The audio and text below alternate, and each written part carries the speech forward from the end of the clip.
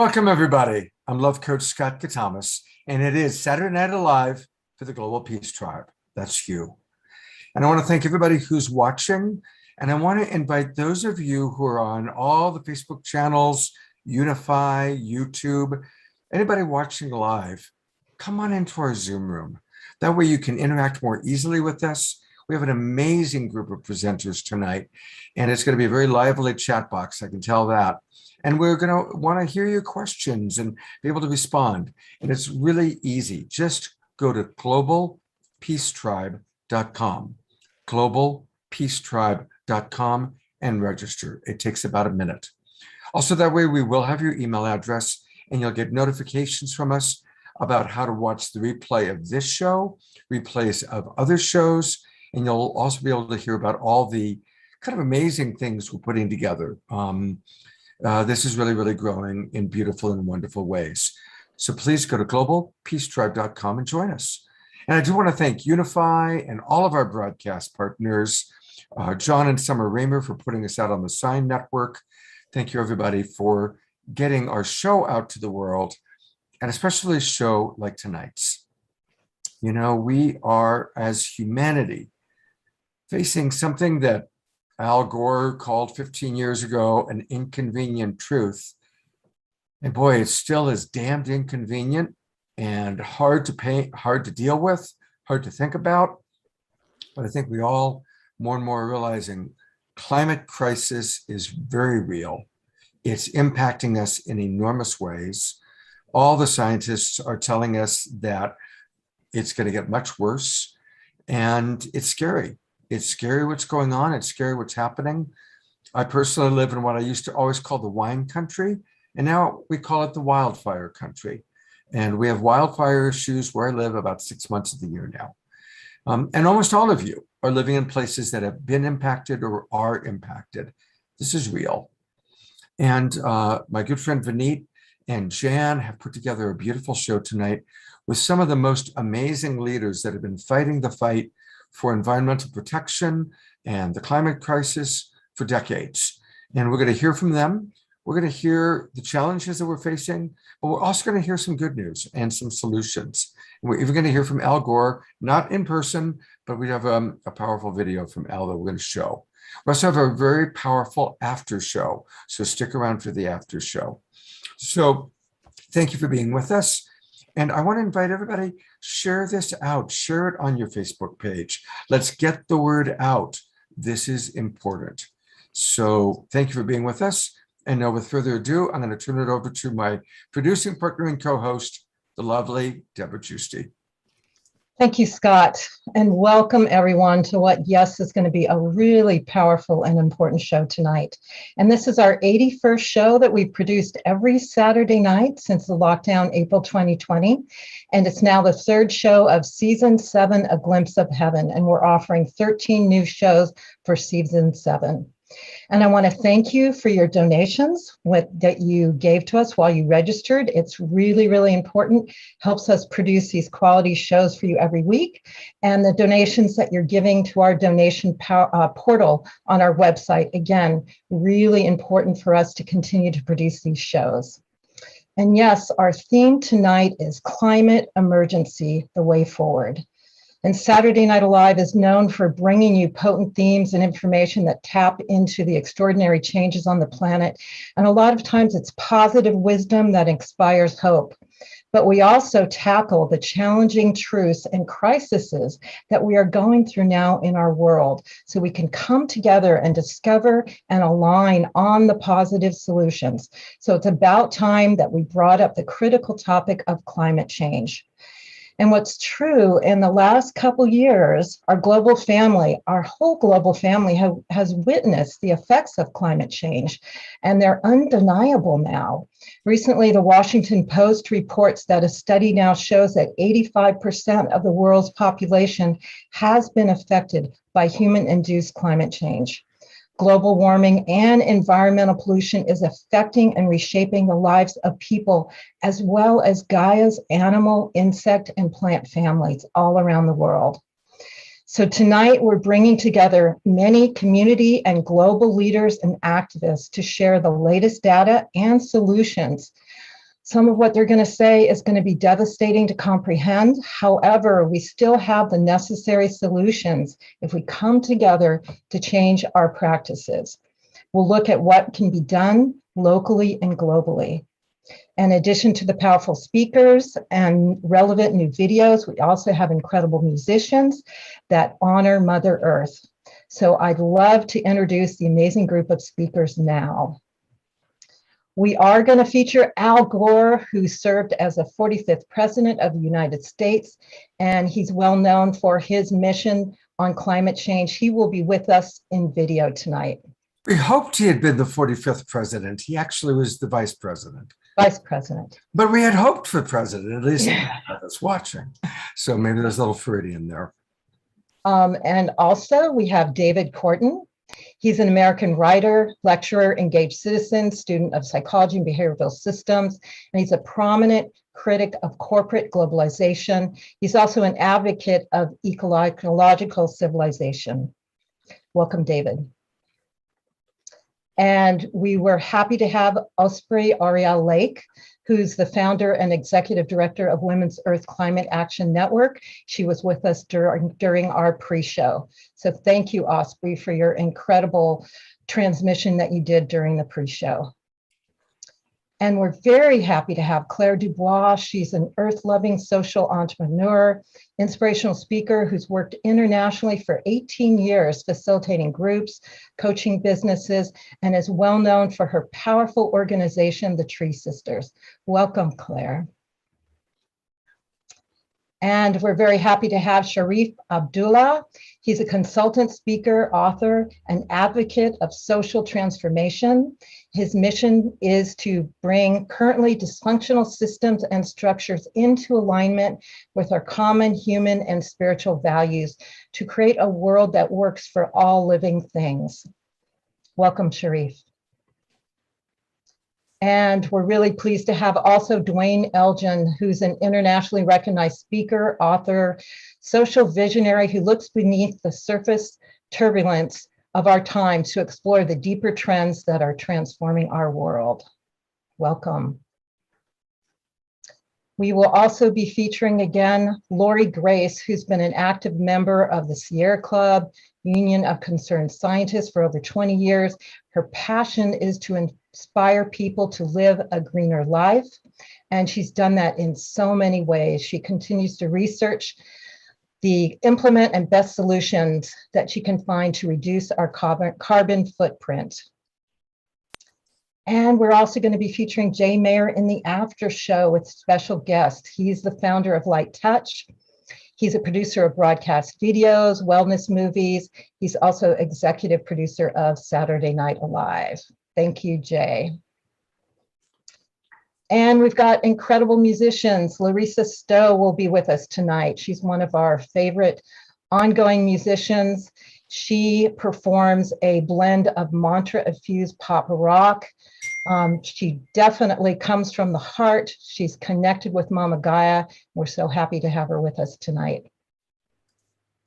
And we have another amazing musician, Josh Jaffe. He's a musician and producer. He's known for new age world music, reggae, and electronic genres. He has collaborated with a Grammy award-winning singer, Michael Rose, and many other artists. Welcome, Josh. We also have a special guest tonight, filmmaker Michael Zanikar. He's Climate Reality LA. He's an award-winning actor and filmmaker, born and raised in Montreal, and a lifelong environmentalist. Welcome, Michael. And also our host, Anit, who has been passionately working for healthy ecological concerns for the earth for many years. He's assisted in producing the show and bringing on this group of esteemed luminaries. Thank you. Also, I want to acknowledge our Green Love Campaign organization. What we do every single show is we use the power of the collective global peace tribe to channel green energy, that's abundant money energy, into powerful organizations who are making a change on our planet and individuals. And tonight we are going to be working with Purpose Earth. Purpose Earth is in total alignment of the show. What they do is their mission is to fund and mentor purpose-driven people and projects with creative solutions to our global challenges. They have awarded $184,000 to 23 grant recipients in 15 countries, and that's only in the last year. They're just getting going. So the power of us donating to them tonight is going to take what we're doing tonight and send it out and really make a difference in action. So I'm going to be posting their link in the chat room, and we'll tell you more about them later. So please, anything you can donate tonight to Purpose Earth, whether it's $5, $500, will make a big difference to what we're talking about tonight. So thank you. And now I want to introduce Benit Allen, who helped us put together this show. He's been a lifelong, passionate lover of Mama Gaia, serving Mama Gaia in coming out with information and action of what we can do now. He was the executive director for 15 years of Sustainable World Coalition, which was a sustainability nonprofit organization in California. And he published the Sustainable World Source Book. He's also the co-founder of Planet Earth Arts, whose mission is using the arts to inspire transformational change. And now he's the co-director of Samasati Sanctuary, which is a beautiful retreat center in Asheville. And thank you, Benit, for helping us create this show and bringing on this amazing group of presenters, and share with us the inspiration for this show. Sure. Thank you, Deborah. Well, most of us have been getting the news about the climate. It's not good. We can see the effects in wherever we are now. It's clear. The general public has generally known about climate change for about 20 years, and the scientific community about 35 years. And we can see it. If all the evidence is there, it's actually happening faster than most scientists were predicting. Our house is on fire. The Titanic has hit the iceberg and is going down. And we better figure out fast what we need to do about that, both collectively, taking a big look, strategizing, and personally, individually, doing all the actions doing our part to keep the emissions down. But we also know that just keeping emissions down will not come from us just trying to do the right thing and helping recycle a little more and so forth. It's clearly what's needed now is a systemic reset, basing our civilization, our culture, on life-affirming principles, life-protecting, life-enhancing principles, not on simply making the most money or having the most power. So learning from the experts is, in my opinion, the most important thing that we must do now to begin learning about what are the most effective actions, both collectively and individually.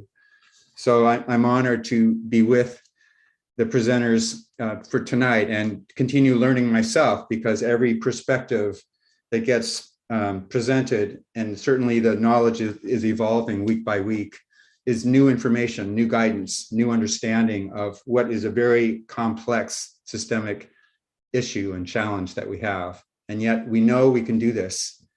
So I invite you to open to powerful messages right now. They're short, but they're condensed. It's like the overview of the most important information, understanding, perspective that we can have right now. So I'm honored to be here with you all as well. Thank you, Benit, so much. And thank you for your lifelong passion to be here and assist everything that's going on with the planet. Thank you. And we love to start our shows with music. Music is the common language that touches our heart, that reaches our soul, and connects us all, and raises the vibration of what we're here to do. So we're really happy to have a new musician that we haven't had before. We're really happy to work with Joss Jaffe. He's a musician and a producer. He's known for his work in New Age world music, reggae. His album Meditation Music debuted #3 on Billboard New Age Albums. And he's been described as a cross-cultural blend. He's performed at a lot of the transformational festivals all around. So thank you, Joss, for being with us. Thank you so much. Yeah, take it away.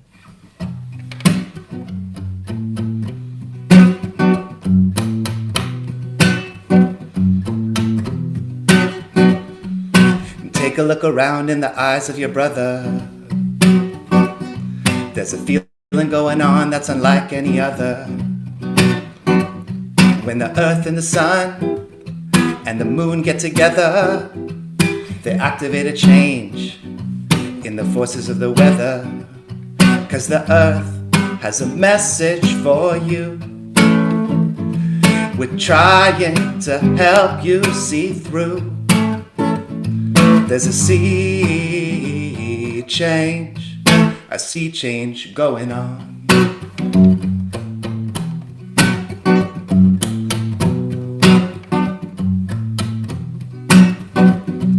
The earth is alive and she is your mother. And everyone you see is your long lost brother.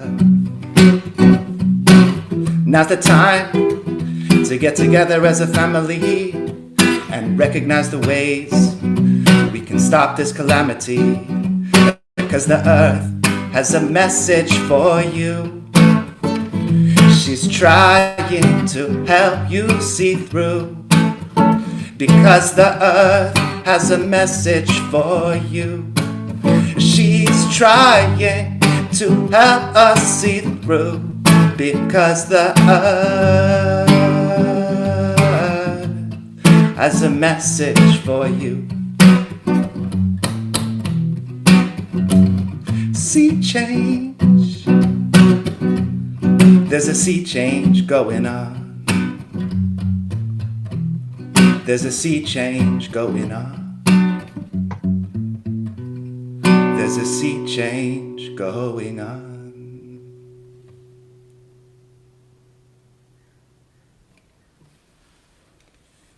Well, thank you very much, Joss. That was beautiful.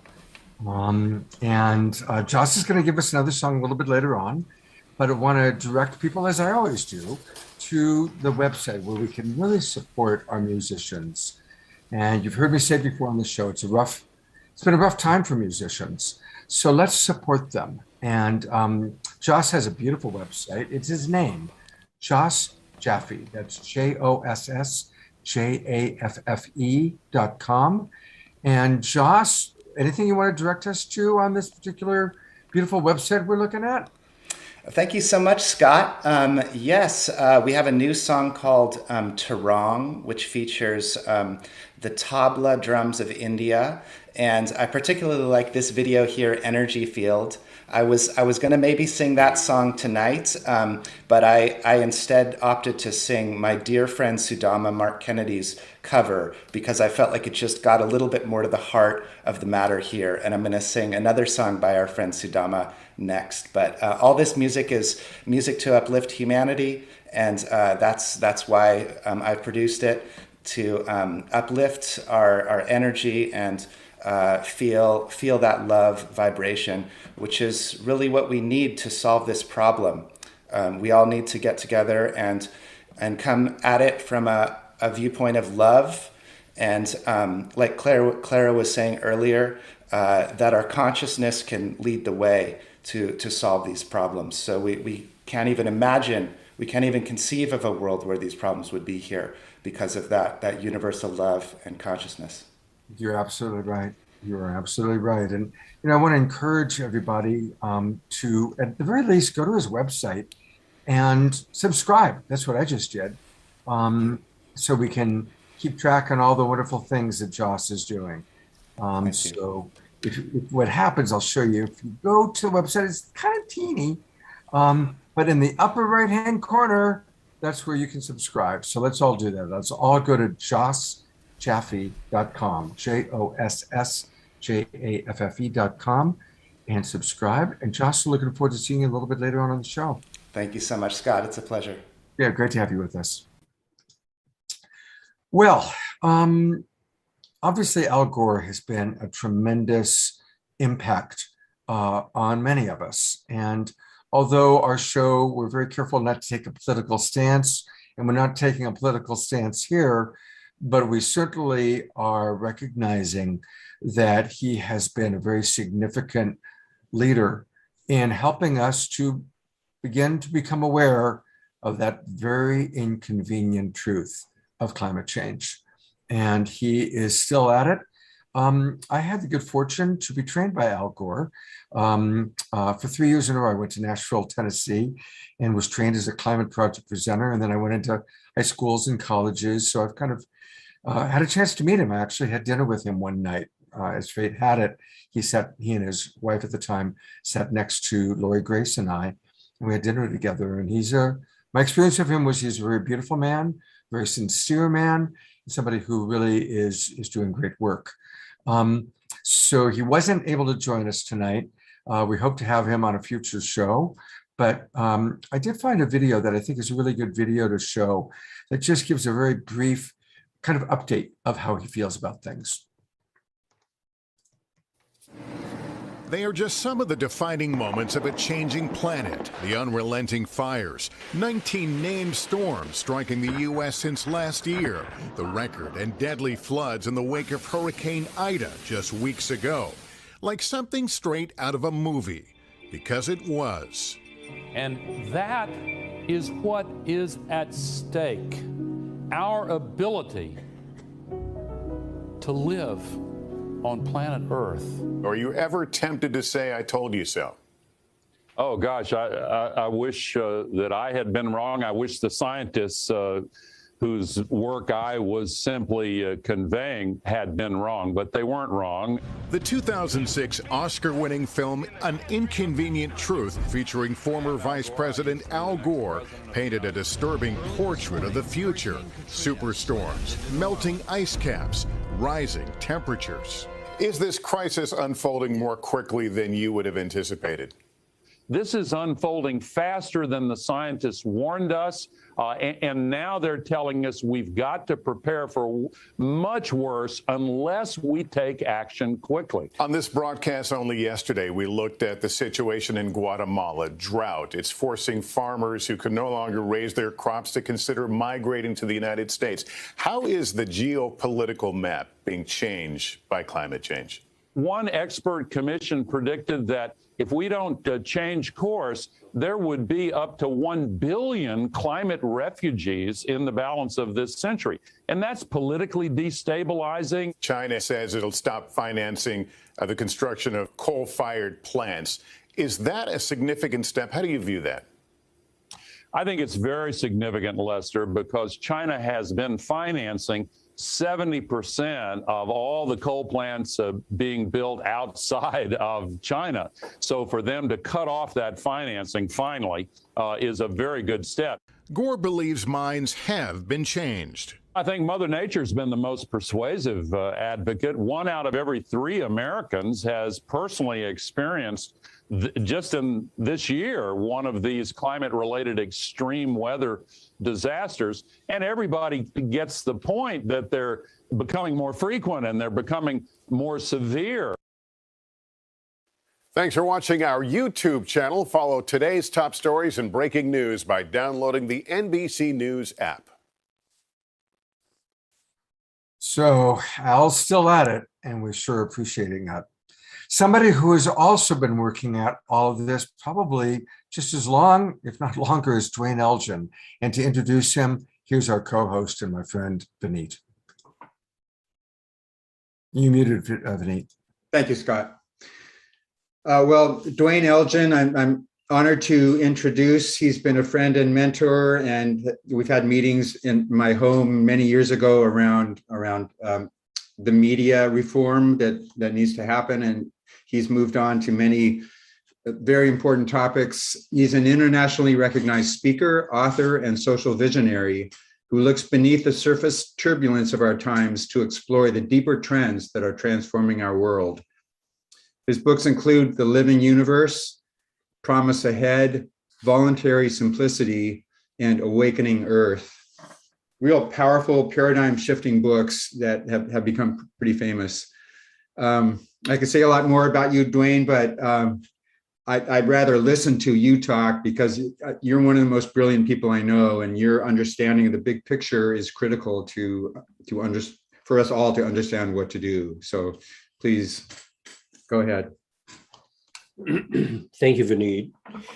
And thank you all. It's so good to be here with you and to feel a team spirit as we confront the most extraordinary challenge of a world in great transition. As I've been working on these issues for decades now, people often ask me, well, what can I do? What do you recommend that I do? And I've reflected on that question so many times. And interestingly, I think the most powerful thing that we can do is have powerful conversations. It's been said that power in a democracy is the power to communicate. And the more powerful our questions and conversations are, the more power we bring into the world. So that's the very first thing I would recommend, is that we grow our capacity for strong and potent conversations to advance the world in great transition. And in doing that, there's one critical change that I think is important. The climate crisis is indeed a communications crisis, but it's much more than just climate. We need to have questions looking ahead that match the actual scope and nature of the challenges that we face. And so we need to have a match between the questions and the conversations. So that's what I would like to speak about very briefly this evening. And to begin, what I would like to do is show you a brief 1-minute video from a documentary that's on our Choosing Earth website. And this will show you what I mean by the scope of the challenges that we face.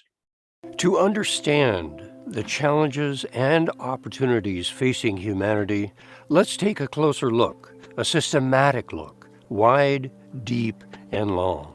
We look wide, examining interconnected issues in order to gain a broad perspective, one we can't get from a singular focus. We look deep, recognizing the outer world reflects our inner condition.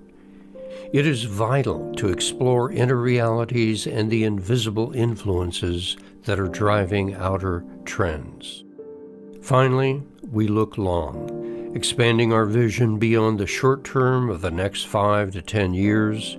Trends become much clearer when projected further out, enabling us to see how they impact one another and future generations. By looking wide, deep, and long, we can start to see this pivotal time in human history more clearly, and we can move deliberately toward a purposeful future. Now, when we go to the mass media, when we go to the politicians, most of their attention is narrow, shallow, and short. And if our attention is narrow, shallow, and short, we are going to be behind the learning curve to really address the problems that we face. So let's look at this just a bit more. We need to look wide. We need to look beyond climate change, as important as that is, because there are other critical changes underway right now.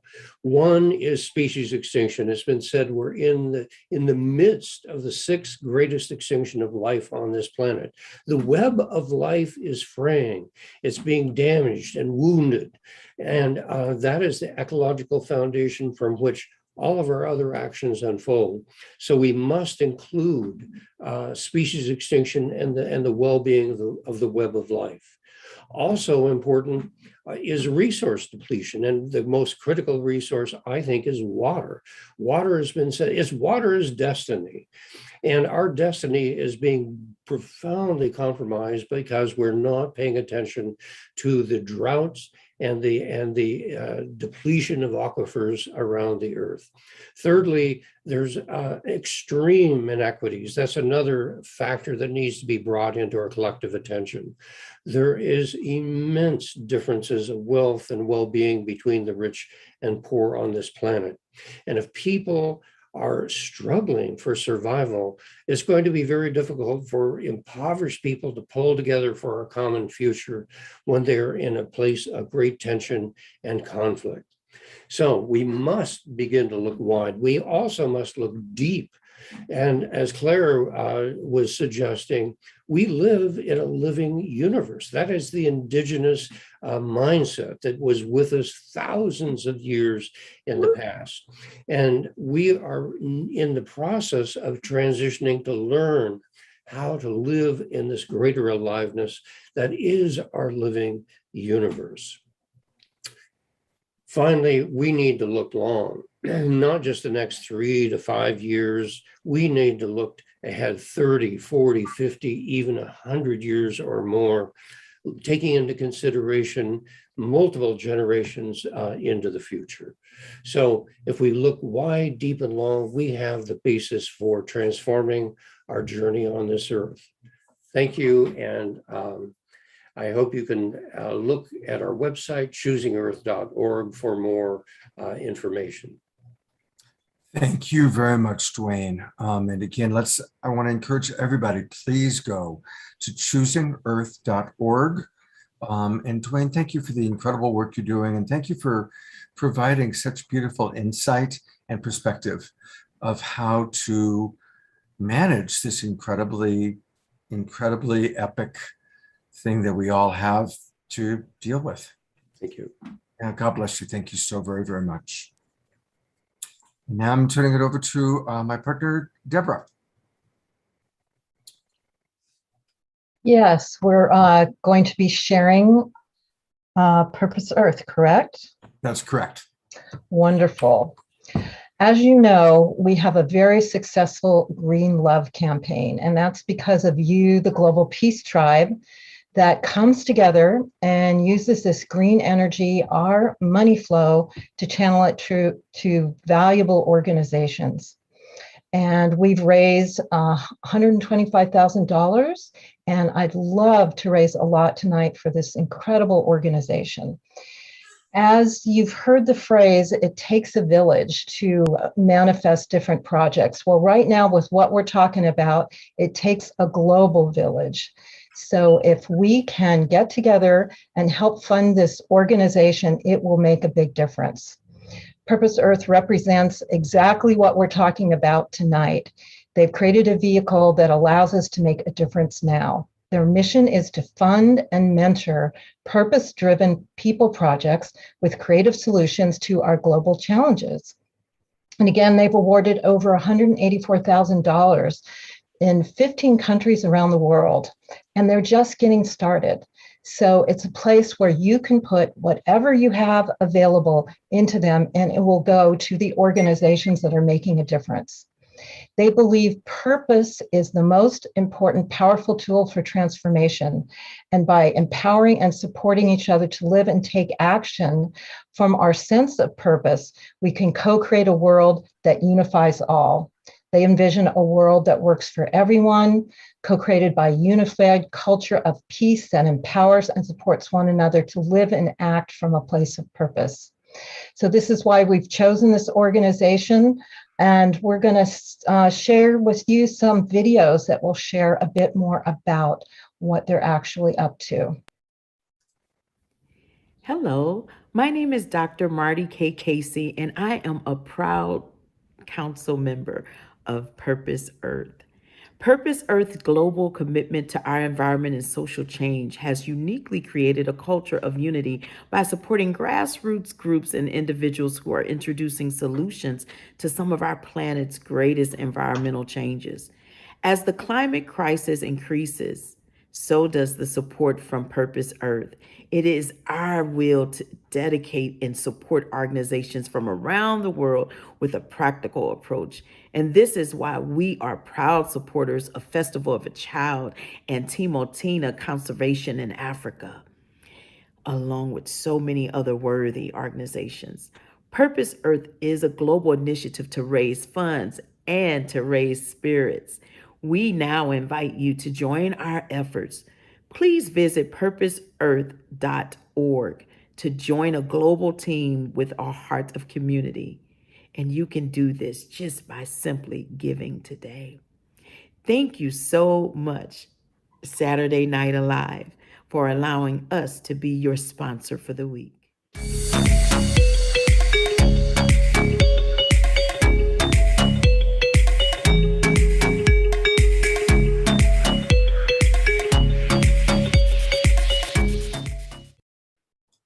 You might recognize Dr. Marty Casey. She's been on this show, and she's also been on the Straight Talk show. And she created the Ungun Institute and is quite a leader. You know, that's one of the things that's been happening really since the pandemic began. So many of us are coming together to collaborate and to work together. And it's just beautiful how all these organizations are coming together.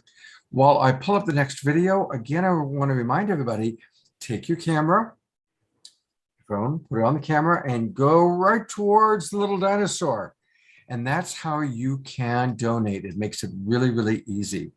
You know, even if you only donate $5 or $1, one of the things that often happens is people that we do raise money for are always really touched by how many donations that they've gotten, even if it's $5, $1. So please do be generous if you can. And even if you can only afford a little bit, pop it in there because it helps to create that momentum and it feels good. And as you're donating, remember to bless it. Maximum grace for Purpose Earth. Maximum grace for all the people that Purpose Earth are supporting. And you're going to see tonight that they're supporting the disenfranchised. And so here is a wonderful video that'll give you a little bit more information. It's going to take me a minute to pull it up. And what is really beautiful is that they are supporting those people that don't normally get support, that don't know, that we don't know about. So they are spanning the globe. So your support goes, and by the way, every dollar goes straight to support for their projects. So here we go with a little bit more video for you. There we go.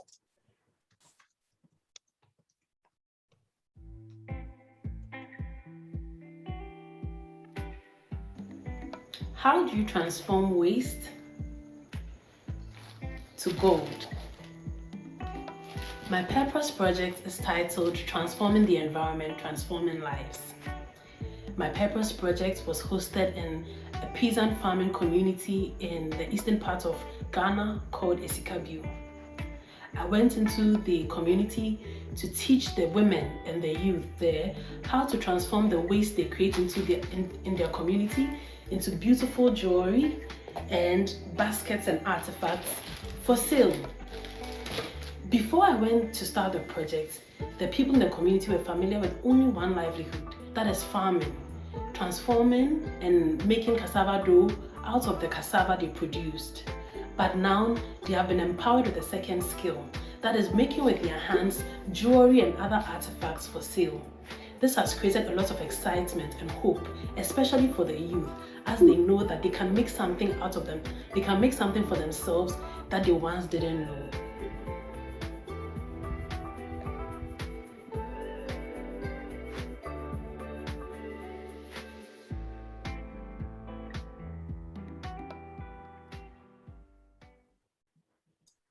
Beautiful work that they're doing. Even my dog agrees, right? What do you think? Yeah, she's been especially affectionate. So if Jasmine Bear is in favor of it, I'm in favor of it, we're all in favor of it. Let's all support Purpose Earth. Okay, it's time for some music. And I am so grateful that one of our absolute favorite musical artists is with us. And of course, I'm talking about Louisa Stowe and the amazing bench. And she always has amazing people with her. And look at she's got, I see a flautist. Hey, Louisa. Welcome aboard. I'm so glad you're with us, surrounded by two good-looking guys. And so welcome. Louisa Stowe, of course, is one of our favorite musical artists. She is very popular on the festival circuit. We'll take a look at her website after the song. Louisa, what do you got for us tonight? We're not hearing you. Can't hear me. Let's try. Do a little test. Here, let's see here.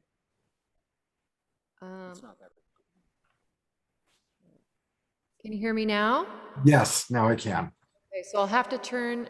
Okay, so hopefully you let me know because this was part of our massaging was not having that so loud before. So Right. Okay. If you hear me going like this, it means turn it down. This means turn it up. How's that? okay, fantastic. Great. So this song is a song that I wrote quite a while back, and it was a song inspired by Julia Butterfly. And for those of you, you know, I'm sure pretty much everybody on this panel knows who Julia Butterfly is, but she was a huge inspiration to me, and her courage, and out of her inspiration, this song was born. So. And also like to throw in, we've got Richard Hardy on the flute. He's been in the Shakti tribe just about as long as I have. That's right. Since one year shy of Ben. 2007, right? Yeah, so, exactly. So we are all old mates here. Yes, we are. It's a family.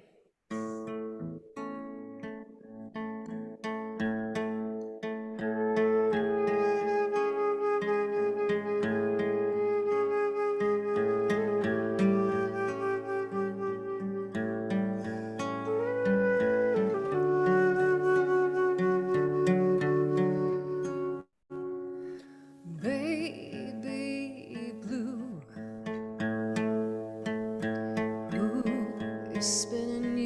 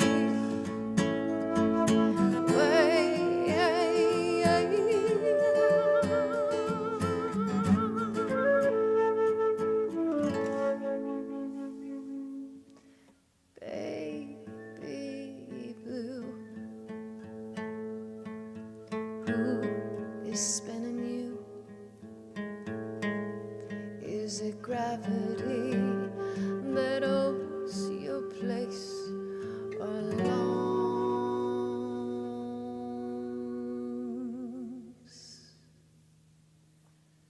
Grace. We are one in different forms. And are we all just dying to be born? Not we all just dying to be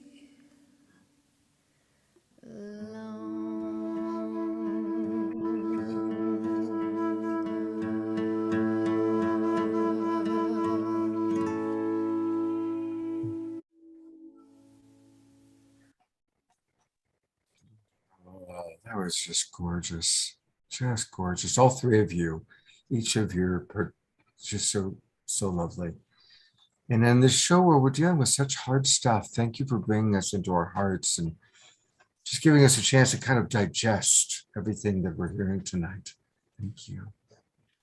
Lisa will be back with one more song. And just a reminder again, please, let's always support our artists. She has a beautiful website, LarissaStowe.com. It's her name, LarissaStowe.com, LarissaStowe.com. And again, thank you, all three of you. We'll see you in a little while. All right, here's Vineet to introduce our next speaker. Thanks, Scott. Wow, beautiful music, beautiful show. Thank you all. Well, I'm honored to introduce David Corten, another friend and colleague.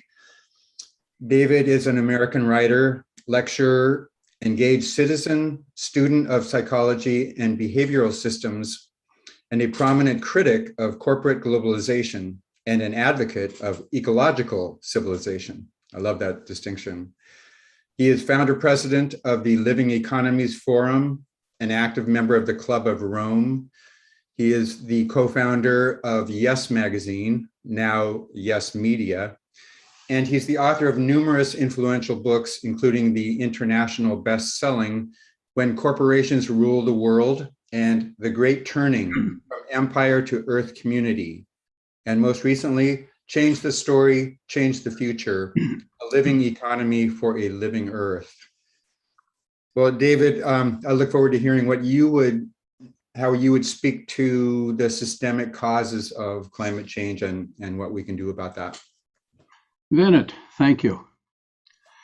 Yes, science tells us we now have less than a decade to address potentially irreversible damage to the Earth on which our well-being, indeed our very existence, depends.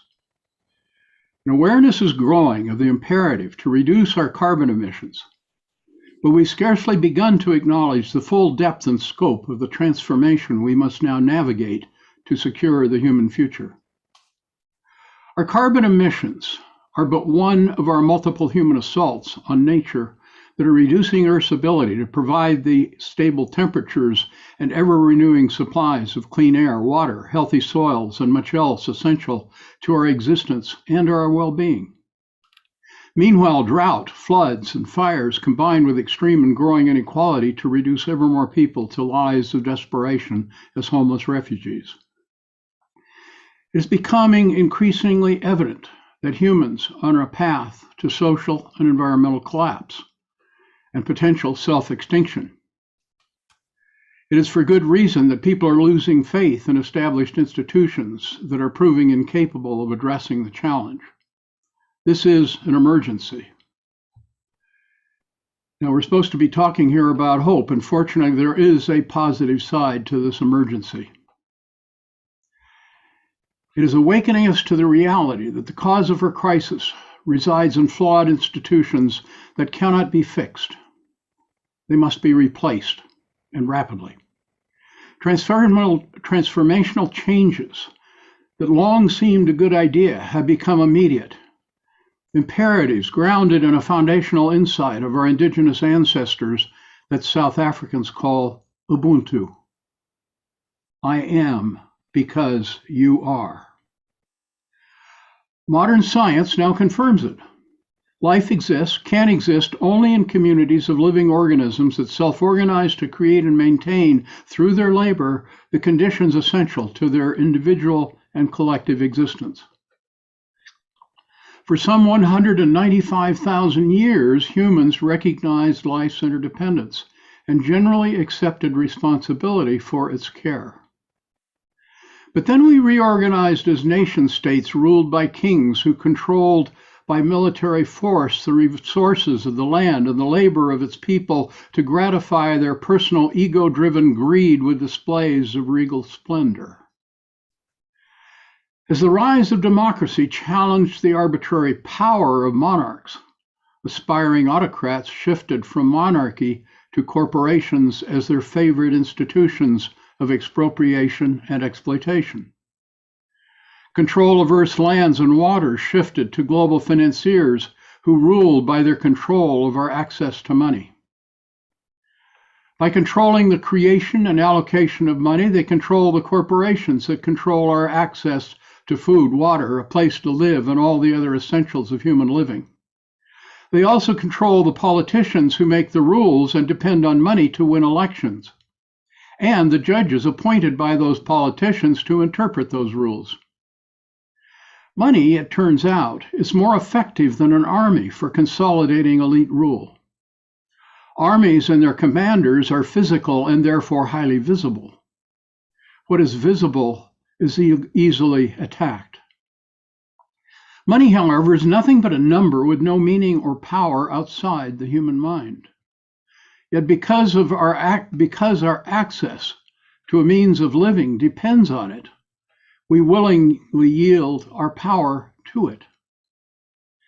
And while the politicians who make the rules and appoint the judges are highly visible, the financiers who hold the real power are not, which makes them difficult to identify and attack.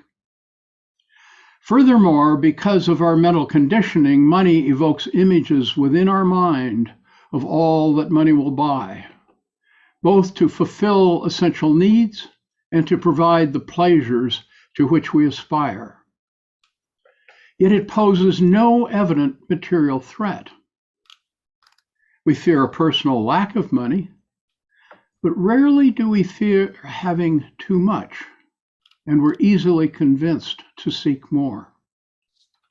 Yet once society is structured to make us dependent on money to access the essentials of living, it gives absolute power to those who create it and control our access to the wages by which we earn it and the interest-bearing loans by which we rent it. We're rapidly reaching the limits of the abuses of the private exploitation of power that human society and Earth can endure. The work at hand comes down to 4 essential imperatives as we undertake the challenge of living into being the ecological civilization on which a viable human future depends. First, we must embrace life rather than money as our dominant value. 2, we must distribute power among self-governing living communities of place rather than concentrate it in profit-maximizing transnational corporations. 3, we must make cooperation rather than competition our dominant mode of relating to one another and Earth. And 4, we must accept the human responsibilities that come with the human rights to which we presume to be entitled. The time is now, and the choice is ours. Back to you, Vinette. Thank you, David. And I want to quickly, if I can, I want to show people, David has written some really important books. And so I just wanted to pull this up because I know that just as I listen to you speak, David, you have such a clear way of expressing complex stuff and hard stuff. And so if people want to get more of David, please go to his books. The Great Turning, When Corporations Rule the World, change the story, change the future, and the ecological civilization from emergency to emergence. And you can find all of this and all about David at davidkorten.org. That's David Korten, spelled KORTEN.org. Thank you, David. Thank you. It's, you know, each one of these presenters is really worthy of reading their books, spending weekends with them, hours with them. They're all like just amazing leaders in this field. And it's almost an embarrassment of riches having all of you on the show. And I also feel almost embarrassed keeping people to 6 minutes or 8 minutes. So thank you, everybody, for your dedication to being here tonight. As those of you who watch our show on a regular basis know, one of our favorite features are the Wisdom Jewels, put together every week by Jay and Jan, where we take the topic of the night and have quotes for a couple of minutes with lively music. It's always a wonderful part of the show.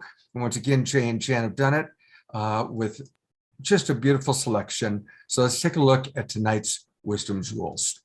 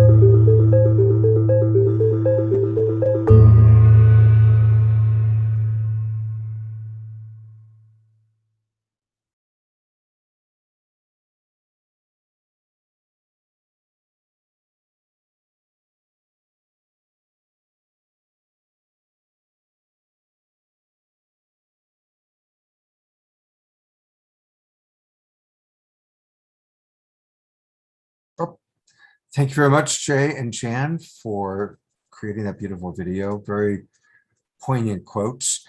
And speaking of Jan, she's also somebody who's played a big role in putting together many of our best shows, including tonight's show. Thank you, Jan, for being such a wonderful producer. It's great collaborating with you. And I believe you're going to introduce our next guest. Oh, thank you, Scott. Thanks so much. And it's really an honor to be here tonight. And our next guest was introduced to us by Robin Streichler, who's been one of our longtime viewers. And our guest tonight, Michael Zelniker, is our featured sort of artist. He's an award-winning actor and filmmaker. He was born and raised in Montreal, and he has been a lifelong environmentalist. He's currently working on a documentary, which we can't really view tonight, but he's got some special treats for us. The movie, The Issue with Tissue, is a boreal love story, and it's about protecting and conserving the boreal forest and the First Nations peoples that have called the boreal home for thousands of years. Michael has been with Climate Reality LA, and in August 2018, he underwent the training with former Vice President Al Gore, and then he was elected co-chair of the LA chapter. And just so you know, today there are more than 36,000 trained climate reality leaders in 170 countries. And what I wanted to say about Climate Reality LA project is that they're working on climate solutions that include racial justice work, and their climate curricula committee asked for your letter of support and petition to have the LA Unified School District pass their climate literacy resolution for all subject matter. And I know that Michael was very instrumental in getting into the schools and getting the climate into the educational system. So anyway, wanted to thank you, Michael, for being here tonight with us. And we're really looking forward to what you have to share with us tonight on your movie and your experience. Thank you, Jan. Thank you for inviting me. I'm grateful to be here. I acknowledge with respect and gratitude the Tongva, Chumash, and Kizh people on whose traditional territory I live and work. In April 2020, I learned that large, intact, old-growth forest landscapes across the Canadian boreal are being clear-cut for the manufacture of toilet paper. Having grown up in Montreal, spending my summers at camp about 100 miles north in what I now know is the southern edge of the boreal, having developed a deep love for forests and trees, I felt compelled to find out what was happening in the boreal. I found it appalling that large multinational corporations like Procter & Gamble are sourcing their pulp and paper fiber for products like Charmin and Bounty from these existentially critical forests, forests that we literally depend on for our very survival, so we can wipe our bums with softer, more plush toilet paper. There's hardly a more obscene illustration for what's gone wrong. I learned early on that the boreal is home to more than 600 First Nations communities, and that any story about the boreal must place them front and center. After more than 100 hours on Zoom with Indigenous elders and leaders, scientists, and activists, all who opened their hearts and shared their stories, it became clear to me that the little-known, largely untold story of the boreal must be told. On August 14th, I flew from my home in Los Angeles to Vancouver, quarantined for 14 days, before embarking on a 42-day journey from coast to coast, ending up in a remote part of northeastern Quebec at an Innu gathering, along the way accumulating more than 125 hours of interview, landscape, and wildlife footage. I learned that the boreal stores more carbon than any other terrestrial landscape on the planet, that its ability to sequester carbon is what makes life sustainable on planet Earth. It is North America's nesting ground, with approximately 2 billion birds a year nesting there, as many as 5 billion migrate south in the fall, filling our backyards and parks with songs we love. It is habitat to the iconic species like the endangered woodland caribou. And it is home to more than 600 First Nations communities who have called the boreal home for thousands of years. It is among the most important ecosystems on the planet, and most people have never even heard of it, let alone that it is under significant threat by industrial development. What began as a story about trees and toilet paper has evolved and emerged into a much broader story that takes us from trees to toilet paper to treaties, from carbon to climate change to colonization, from water to ceremony to birds to caribou. I have come to understand the larger systemic issue that we're going to have to confront and reconcile is the issue of disconnection. Disconnection is what allows us to do things like colonization, go into wild spaces, exploit the resources without any care or concern for how the rest of creation is being impacted. Disconnection is what allows us to clear-cut existentially critical forests for the manufacture of toilet paper.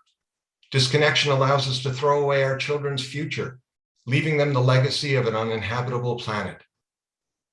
Elder Dave Porter, Kaska First Nation, says, when we're in a forest, we're with family. The trees are our ancestors. They're talking to us, telling us stories of life. The question is, are we listening?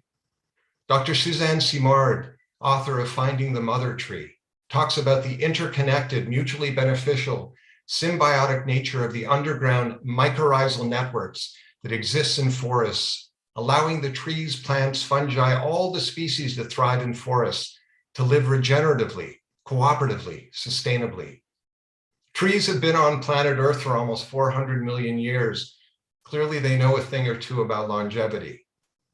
Given that trees provide us with the very breath of life, and we in turn provide them with the carbon dioxide they need to photosynthesize, which in turn provides us with the oxygen we need to breathe, can there be a more intimate, more mutually beneficial relationship? I have come to believe that the trees are talking to us, guiding us, that the way forward is not through survival of the fittest in competition to the death, but through cooperation, collaboration, and mutually beneficial relationship. As Elder A.J. Felix, Sturgeon Lake First Nation, says, let's be family again. We do all come from the same stuff.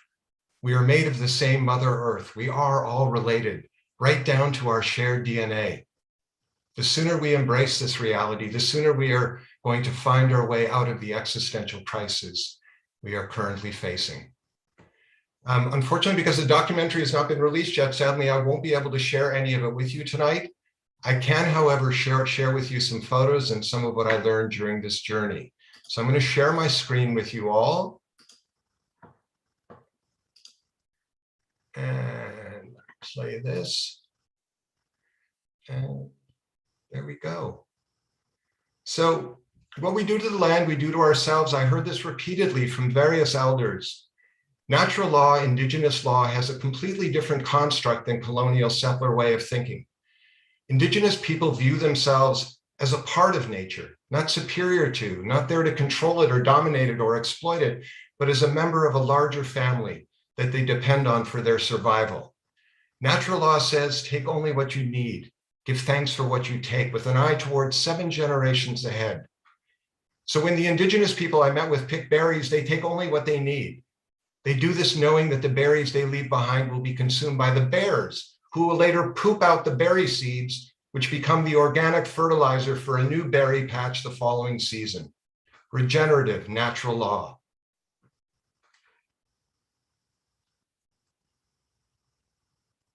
This is a map of the Boreal, the largest remaining intact forest landscape on planet Earth. This totem pole is outside the Turtle Lodge on Lake Winnipeg. The Turtle Lodge is a center for reconciliation, a gathering place for Indigenous knowledge holders under the leadership of Elder Dr. Dave Corshane. This is outside Jasper, Alberta. This is a typical boreal landscape. Thousands of coniferous trees interlaced by freshwater streams and lakes.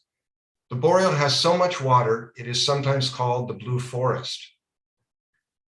We also saw some horrific industrial activity because in these northern communities, much of the work is generated by various extractive industries, especially logging, pulp, and paper.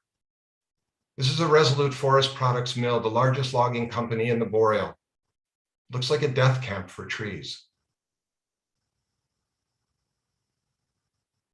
This is what a clear cut looks like. The leftover wood that you see in the foreground is what they call slash piles, because these are the parts of the trees that are not useful to a logging company. Is what they call waste, and often just sits on the land decomposing, emitting carbon dioxide for years and years while nothing grows back for decades and decades in these areas because of the logging scars left by this logging infrastructure, roads, slash piles, burn pits.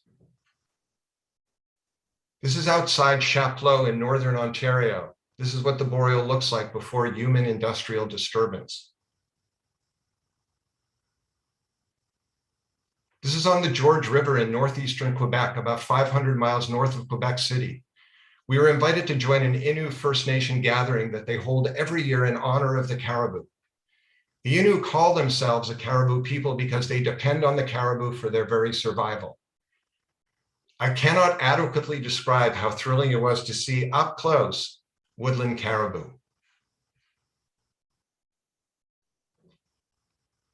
This is the tent I slept in for 5 nights on what is considered sacred Innu territory. The Innu have been meeting in this area of the boreal for thousands of years because this is where caribou crossed the George River during their migration.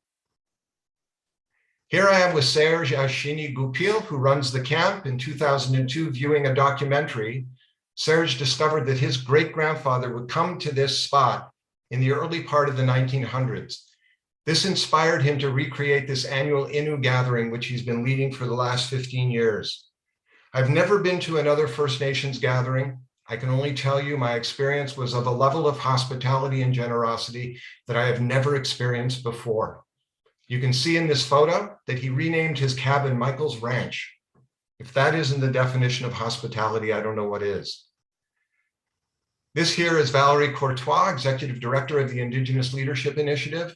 Val was the Indigenous leader who invited me to join this Innu gathering. Among the many initiatives that ILI engages, they organize land guardian programs which bring young Indigenous women and men back to the land, guided by elders. They reconnect young people with the land, their culture, and their traditional way of life, training them to reassume their ages-old stewardship role of the land. These guardian programs are fast becoming one of the most potent solutions to the environmental degradation that is being wrought all over the planet. Because the solutions we need are going to be led by Indigenous people, the people who have lived on the land in harmony with the trees, water, animals, all of creation for thousands of years. They do so because they recognize the interdependence of all of Mother Nature's creatures, and that our very survival depends on their survival. We are allowing this to be turned into this. That for me is an unacceptable proposition, especially when we have options that are far more sustainable and environmentally responsible. What I learned perhaps most of all is there is an army of people, especially Indigenous women and men, who are fighting to protect and conserve the boreal. I am honored to have had the opportunity to interact and support the tireless work they've been doing for years and years, more or less anonymously. Our goal in making this documentary is to provide a platform for their voices, for their stories to be heard, in hopes of inspiring the necessary changes we are all fighting to make manifest before it's too late. I'll end where I began. What we do to the land, we do to ourselves. It's not only the right thing to do to take care of our boreal forests because they are home to more than 600 First Nations, a home they've inhabited for thousands of years. We should protect and conserve these sacred lands, not only because the boreal forests are habitat to iconic species like caribou, bears, moose, and wolves. If one views it from a purely selfish perspective, the ecological services the boreal forests provide by sequestering all the billions of tons of carbon dioxide and other greenhouse gases. These trees literally breathe out the oxygen that allows us our very existence, our ability to live and thrive. These trees are performing a kind of CPR on us each and every breath of each and every day. Conserving and protecting forests, the trees that are housed therein, is in our self-interest. Literally, our survivability depends on their sustainability. To say nothing about just how much we receive from a forest when we get to spend some time wandering inside one. We are with long-lost friends and family. As Elder Dave Porter said, trees are our ancestors. They are talking to us, telling us stories of life, of who we are, where we came from, and the way forward. The question is, are we listening?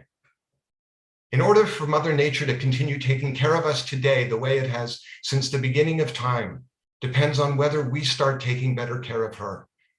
The ways in which we are exploiting Mother Earth is literally destroying her ability to take care of us. I thank you for listening. We anticipate the movie and the series will be available for viewing sometime in 2022. I look forward to sharing it with you then. And if there's time. Thank you very much, Michael. I so appreciate. We'll definitely look forward to previewing your movie when it comes out. And just want to remind everybody that Michael is very involved with a very important organization. They've helped to support tonight's show, and that's the laclimatereality.org, laclimatereality.org. And I want to encourage everybody to go there. They're doing great work. Just before the show began, Michael was telling me that they've actually successfully gotten the Los Angeles Unified School District to make a very significant pledge to doing their job of reducing the climate crisis. So thank you, Michael. It's great to have you with us. I also want to just say to the people in the chat box, I love reading that people are going to stop buying Charmin. They're going to ask Costco to do that. And your comments about our speakers and what we're talking about tonight are really, really welcome. Political comments, getting distracted with vax or not vax, please let's not go there. We are blessed to have remarkable speakers with us tonight. Let's pay attention to what they have to say, and let's put our comments and our focus on that. Thank you very much. And I'm turning it now over to Deborah to introduce our next presenter or performer. Thank you, Scott. And what a beautiful, powerful show. Thank you so much to all the speakers. And now we get to integrate all that with music that helps us, again, get into our heart, get into our spirit, and connect and raise our frequency to a whole nother level. We're going to bring back Josh, who did a beautiful song in our opening that really spoke to the care and love that we all have for Mama Gaia. And Josh, happy to bring you back again for another song. Thank you so much, Deborah. I'm going to begin this next piece with a little bit of flute. And I just want to say really quick, I'm really grateful to be amongst all these incredible presenters. And I just want for one moment just to play this flute so that we can sort of integrate this experience in a heart-centered way. And then I'll go into another song that my dear, dear friend Sudama Mark Kennedy wrote, which I feel is very relevant to right now. Thank you so much.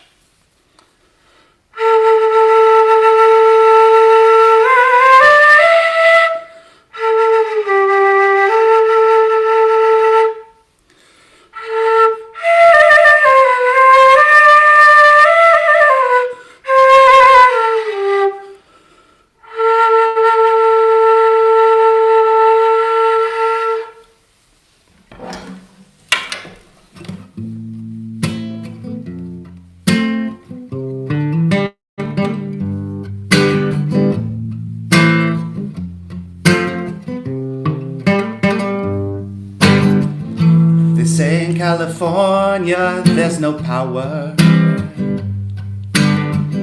What about all that sunshine?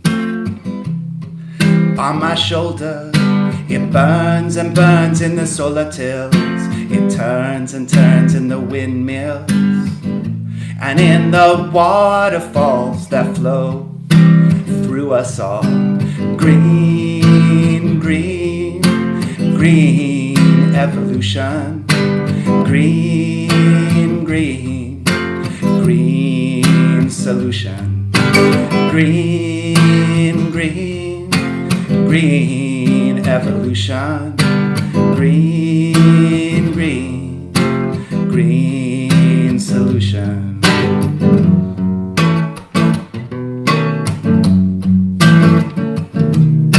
We're caught in the grip of a collective trip of nuclear and fossil fuels.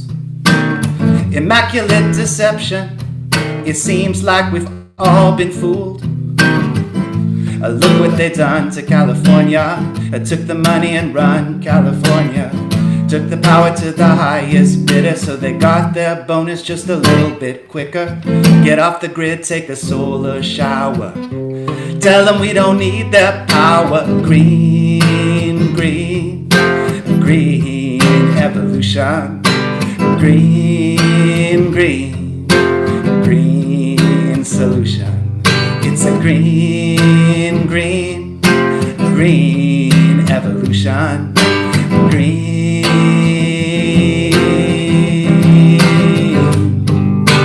Fission, fusion, so confusing. What the power you be using? Coal and oil on the wrong track. Let's get rid of all the smokestacks. The power Nikolai Tesla got it right out of the air. 0 point revelation. Tomorrow, celebration. Get off the grid, take a solar shower. Tell them we don't need their power. Green, green, green evolution. Green, green, green solution. Oh, what a perfect song, Joss. Absolutely perfect for us. And what it's like to have you with us. We've heard wonderful things. And of course, I met you many years ago. It's good to see you again. And I want to just, again, remind people that you can get all things Joss Jaffe at his website, which is his name, Joss, Joss, Jaffe, JAFFE.com. And Joss, I sure hope you'll come back and be on the show again sometime soon. It would be my pleasure. It's an honor to be with you all tonight. And I really feel in my heart everyone's intention here, all the presenters and everyone in the audience. We need you all. You're all so important. And we can't solve this problem without every one of you and the love in your heart. So thank you very much for showing up. I appreciate you. Aho, ashe. God bless you. That's beautiful. Thank you. And here's Vineet, who's got some wonderful information for us, and another presenter. Thank you, Scott. I just wanted to make sure everybody's aware of the big UN climate change conference coming up. That will be, it's COP26, Conference of the Parties. Is the big global summit that of extreme importance right now, coming up October 31st to November 12th in Glasgow, in England, in Scotland. The other thing that may be more accessible for those of us here, the Bioneers Conference is coming up November 11th through 13th. That's online. My experience is they have just the cream of the most important, passionate, well-expressed presenters coming up to give the latest understandings of where we are in the various big issues that we're confronting now. So I highly recommend just tuning into it's bioneers.org. It's now my pleasure to introduce Claire Dubois.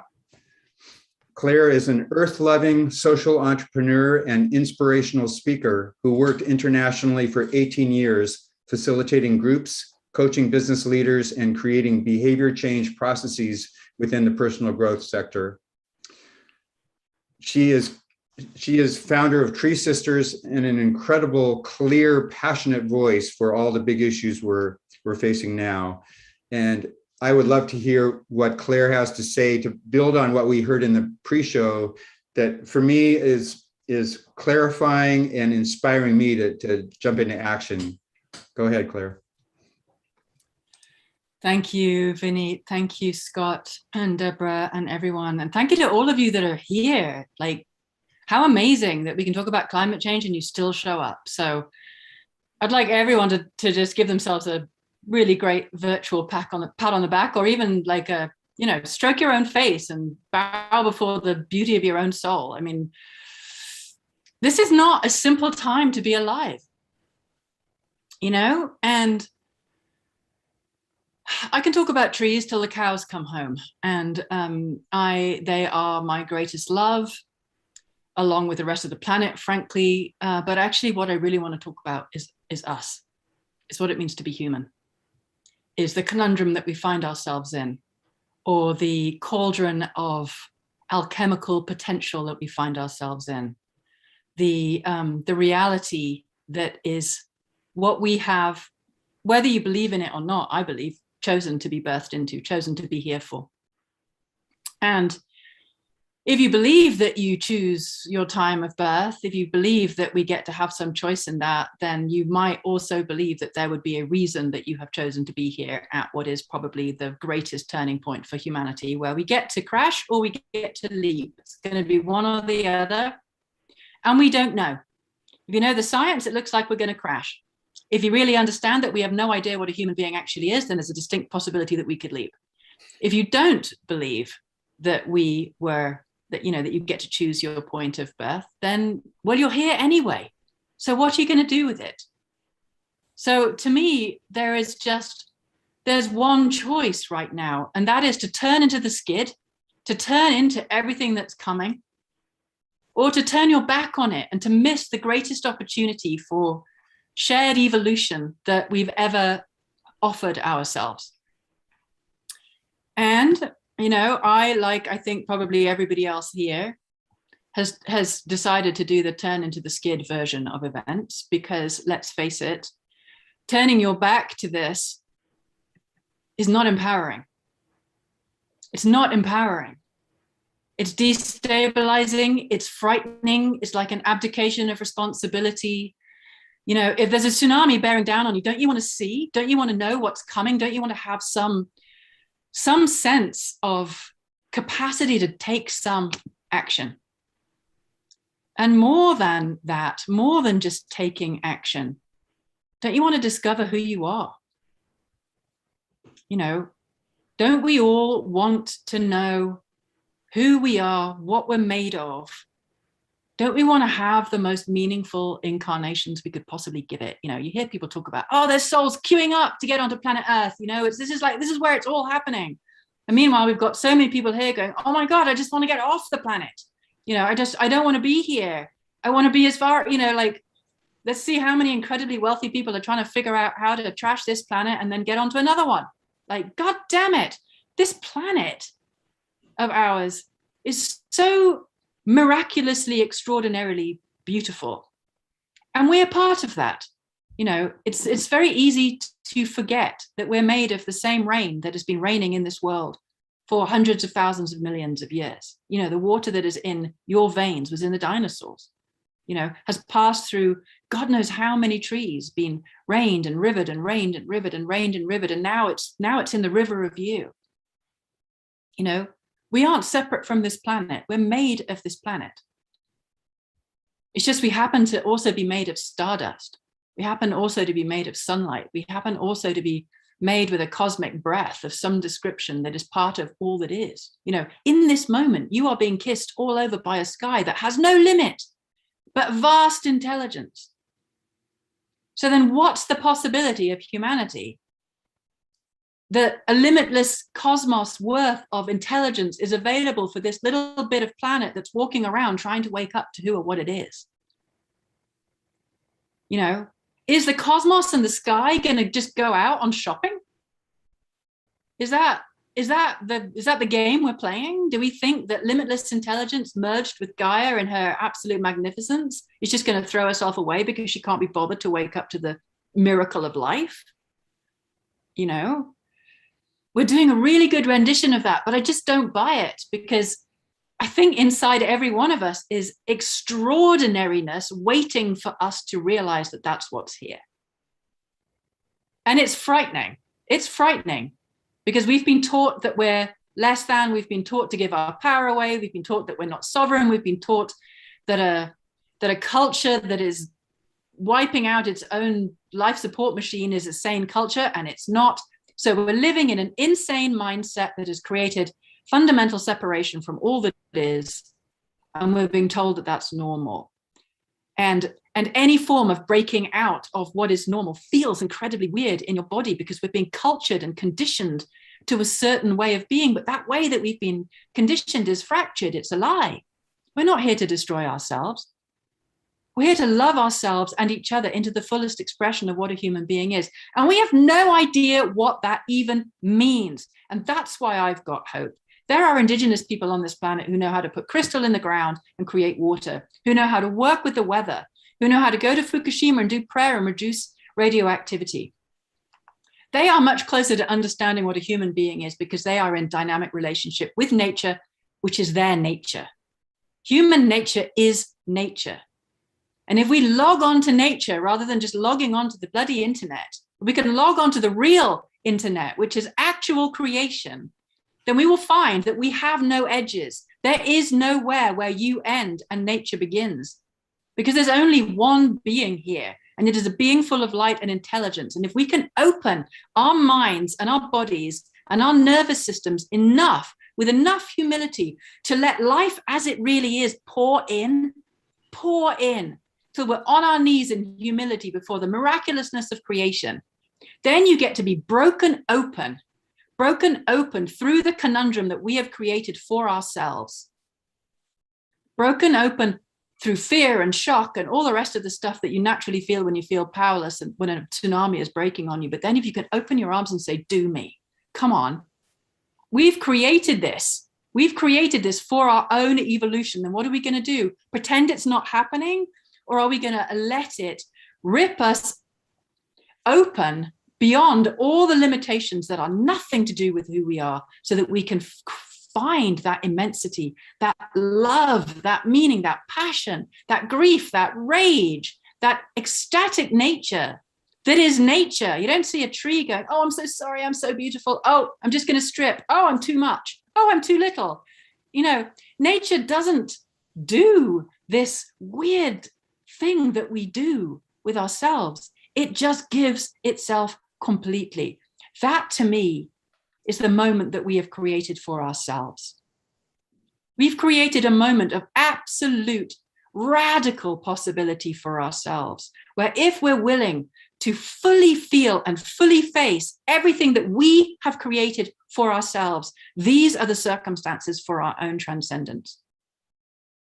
Because we are life, and life wants us to wake up. Because we are nature, and nature is not here to self-combust. Because we are extraordinary potential. We are a living cosmos inhabited in this little bit of Gaia, which is billions of years worth of wisdom and experience and experimentation. And here's humanity standing there, sky meeting earth, with all of that inside us and in our so-called junk DNA, the DNA of every living species on this planet. We are a walking activation of nature consciousness waiting to happen. So I believe I had 7 minutes, and that's probably it. So I'll just end by saying, what are we here for? If you incarnated right now, whether you think it was a choice or not, you're here for the greatest turning this species is ever going to have, probably. Either for profound waking up, or the deepest level of regret we could possibly imagine when we say, sorry, guys, to our children, go face a child. Say, sorry, I just couldn't be bothered to try. I didn't want to know who I actually was. I threw in the towel when it all looked too difficult. Or you just go, hell yes, bring it on. Here we are. This is what I've created for myself. This is what I want.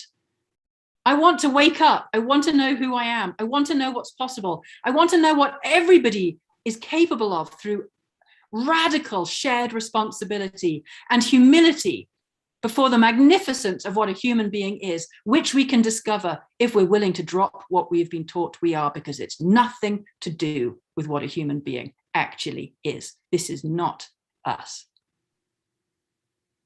And there we have it. Mwah. Boom. Big boom. I just want everybody to take 30 seconds to digest the power of what you have just shared so eloquently and so powerfully. Let's breathe it in. Let's digest that.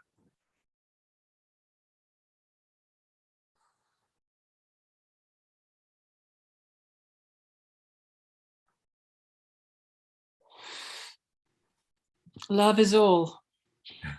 Thank you, Claire. Thank you. There is, I am going to go to her website briefly. Her website is the work that she's been doing, treesisters.org. Let's support it. Absolutely. At the very least, immediately sign up, give them your name, email address, get involved. Obviously, Claire's doing incredibly important work. And Claire, I'm going to take that little segment and edit it and just post it because that was such a powerful, and you'll get it in the morning. It'll be on YouTube by tomorrow. My editors, Alan and Son, are great at helping me with that. Thank you so much, Claire. That was very, very powerful. Bless you. Thank you for letting me speak from my soul. That you did. That you did.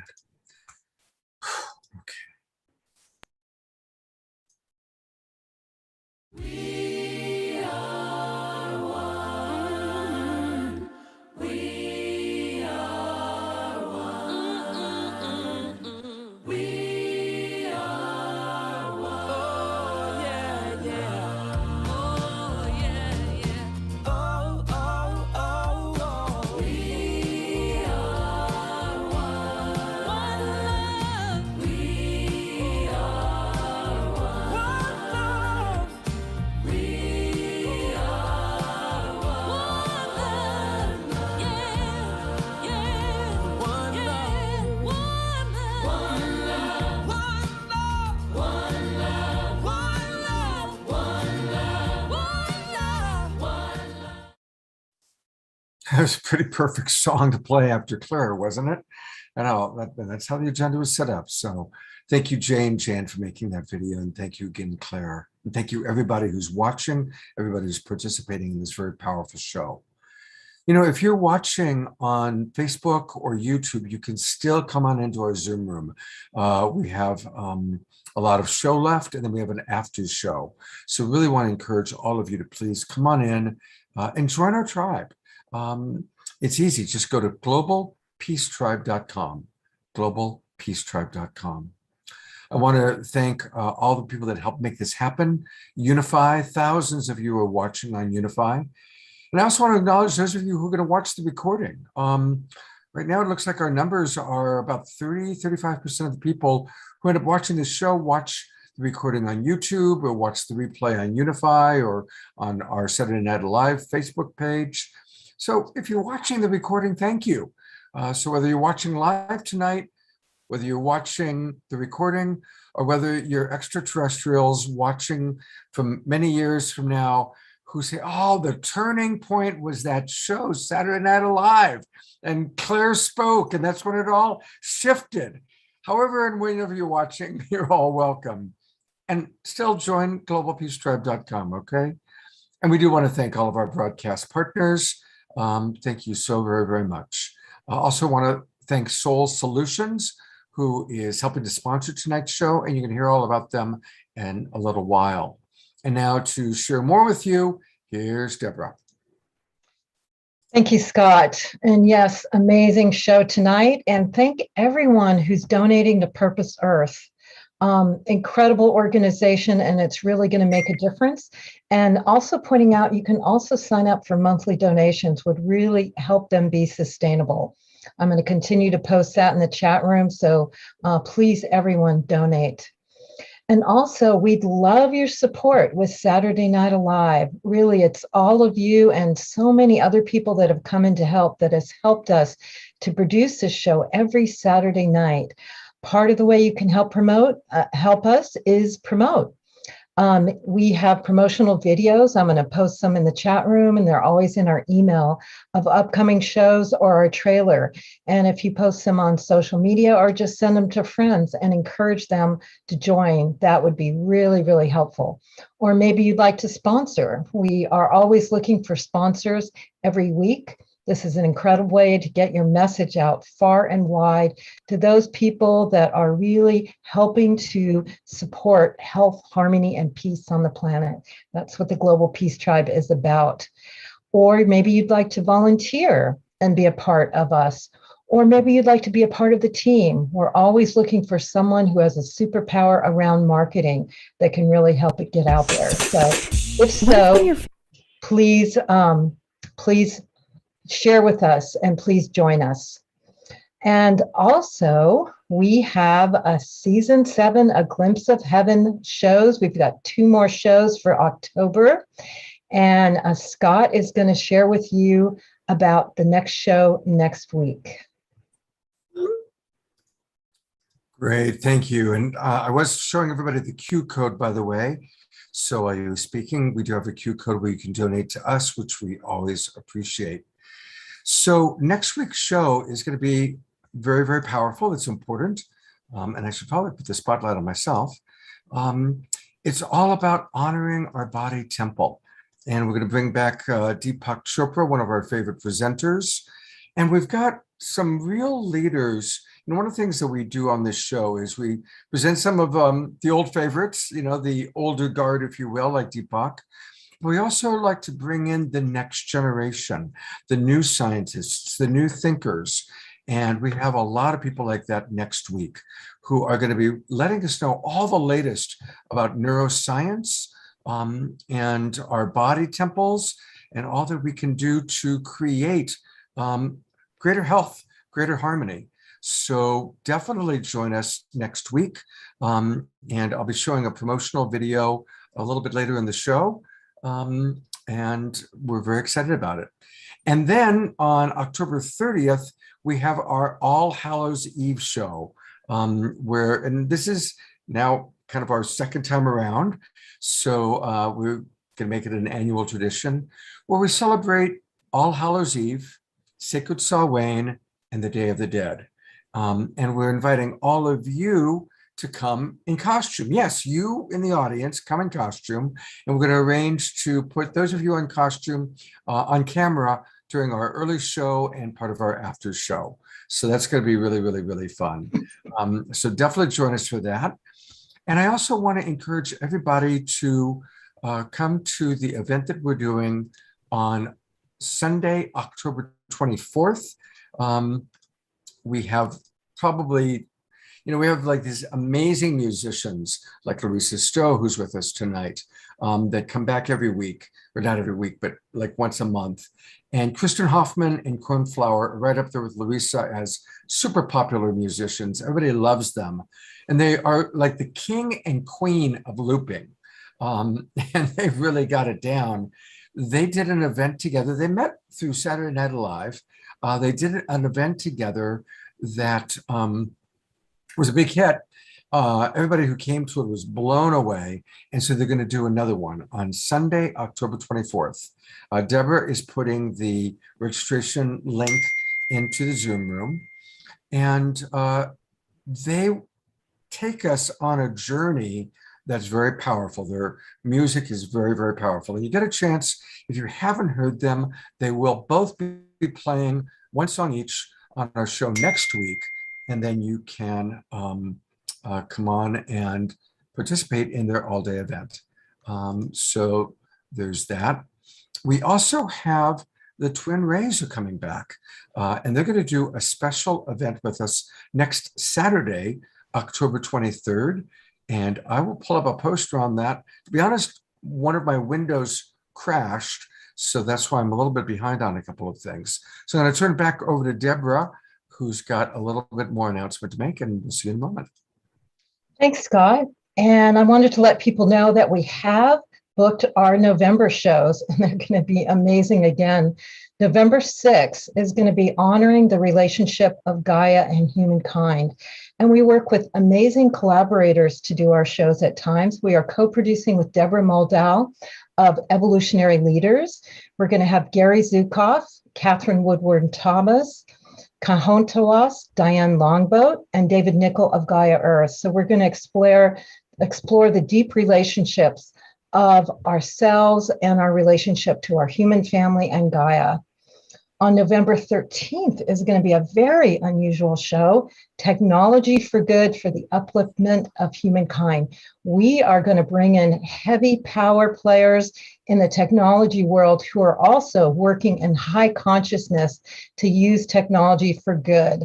And that is being collaborated with Ruby Ye, and it's going to be amazing. On November 20th, we're bringing back Teresa Collins with Global Coherence Pulse. Her theme is going to be Living in the Current of Your Purpose. And November 27th is Thanksgiving weekend, and the theme will be the power magic of gratitude. So definitely we are continuing the tradition of amazing shows for you. And I will be posting Sonic Source activation in the chat room, which is one of our special events, and the special event with the Twin Rays, which is going to be life and relationship as awakened humans. They were on our show last week. They're amazing. Please join us for that.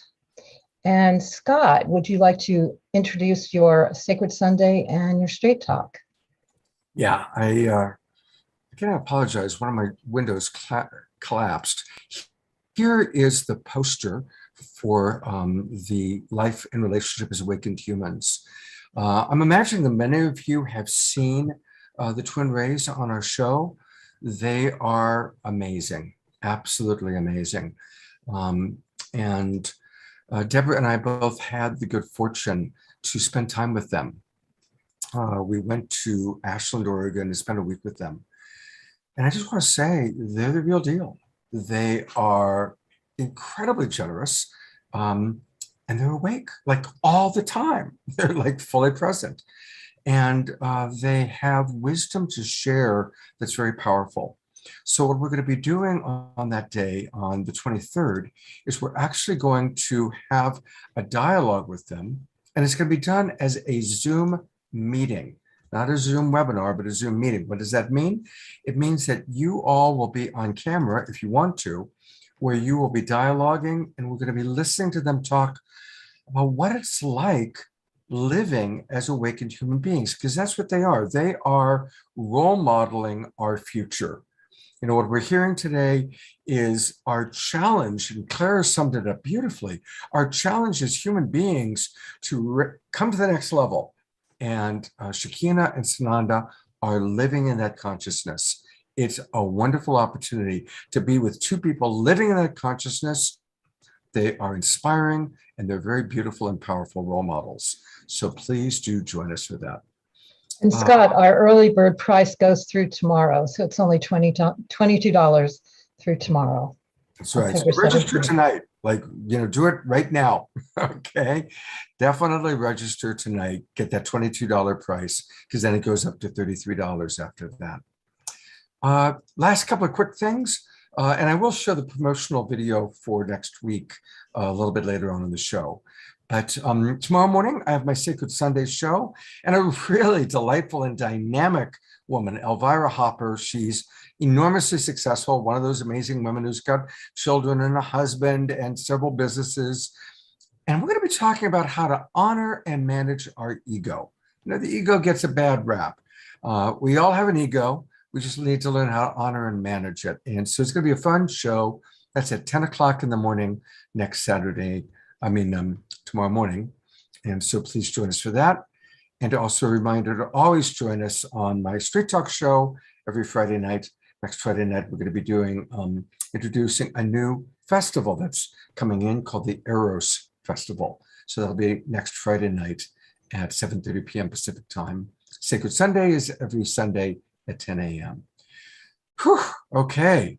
And now I need to take a look at what's next on the agenda. It is Vineet introducing our next presenter. Take it away, Vineet. Well, okay, great. Introducing Sharif. Thank you. Thanks, Scott. Well, it's my pleasure to introduce Sharif Abdullah, a longtime friend and brother. Sharif is a consultant, speaker, author, and advocate for social transformation, par excellence. His mission is to bring currently dysfunctional systems and structures into alignment with our common human and spiritual values to create a world that works for all living things. As director of Commonway Institute, he has visited over 43 countries and over 100 distinct cultures, giving him a unique perspective on our global human and spiritual issues and a vision which spans culture and class. Beautiful. Thank you, Sharif. Take it away. Thank you for inviting me. Thank you for having me here. I think this is the second time I've been here. And I'm setting my timer as I was instructed to do. I want to share some things with you in about 10 minutes that really takes about 5 or 10 hours for us to go through. But because this group is so fast, you're going to get everything. What I want to start with, though, is start us thinking about what's the problem. We can't get to the solution without knowing what the problem is. We have an idea in our society that we've got these problems. Our problems are not what you think. Our problems are larger than climate change, larger than racism or sexism or homophobia or any of them, larger than COVID, larger than politics, and larger than just about anything else. Our question is, what is the problem? I think this guy nailed it pretty well some years ago. This is the late Václav Havel, the president of the Czech Republic. And in my book, Creating a World That Works for All, Havel wrote this introduction. Humankind today is well aware of the spectrum of threats looming over its head. We know that the number of people living on our planet is growing at a soaring rate. We know that the already deep abyss separating the planet's poor and rich could deepen further. We also know that we've been destroying the environment on which our existence depends, and that we're headed for disaster by producing weapons of mass destruction and allowing them to proliferate. And yet, even though we're aware of these dangers, we do almost nothing to avert them. Now, that introduction was in my book 20 years ago. Since that time, we've had an awful lot of studies. We had an awful lot of forums. We've been talking about this thing over and over, and we're going to do some more studying about this. The problem is we haven't even begun to scratch the surface on the problem. When I was in college and getting my undergraduate degree, I was at Clark University, which is known for psychology, which means I studied rats an awful lot because everybody knows that rats and people act alike. One of the things that we did an experiment where you put rats in a large metal cage. You make it large enough, you put enough food in there, you put enough water in there, and two rats will cohabit with each other. Then you send a mild electric shock through the floor of the cage. Immediately, when the rats feel this painful shock, they will start to attack each other. All they know is, I'm in pain, there's another rat. That rat must in some way be causing my pain. Let's make one of the rats white and one of the rats black. And we stand on the outside of the cage and say, oh, gee, white and black rats can't get along with each other. Well, they were getting along with each other fine until you put the shock through the cage. Let's change these from rats to human beings. And we stand on the outside and say, oh, the left and the right can't get along with each other. Or the whites and the blacks can't get along with each other. Or the climate deniers and the climate pro folks can't get along with each other. And none of us are asking the question, number one, what is the nature of this shock going through our cage? And number two, how do we turn it off? So our challenge is to actually see the full iceberg. All of us know that 9/10 of an iceberg is below the waterline. We keep talking about things like global climate change or Black Lives Matter or COVID or any of these other issues, while we ignore the mess. Now, the mess is a term from my book where I talk about our interlocking and the challenges that are driving us, the human race, to extinction. So what is the mess? When you start looking at all of these things together, you start seeing the magnitude of our problem. Holes in the ozone layer, political corruption, homelessness, pandemics, a decline in basic values, urban deterioration, civil wars, political and social alienation, overuse of fertilizers and pesticides, militarization of outer space. If you get nothing else from what I'm saying, please get this. What this is not 50 problems. What this is one problem with 50 presenting symptoms. Once you cure the one problem, all 50 of these you can address until you solve that one problem, none of it can you address. And that one problem is consciousness. The problem isn't global climate change. The problem is the consciousness that created it in the first place. Since the problem is consciousness, it has to be accepted and dealt with at the level of consciousness.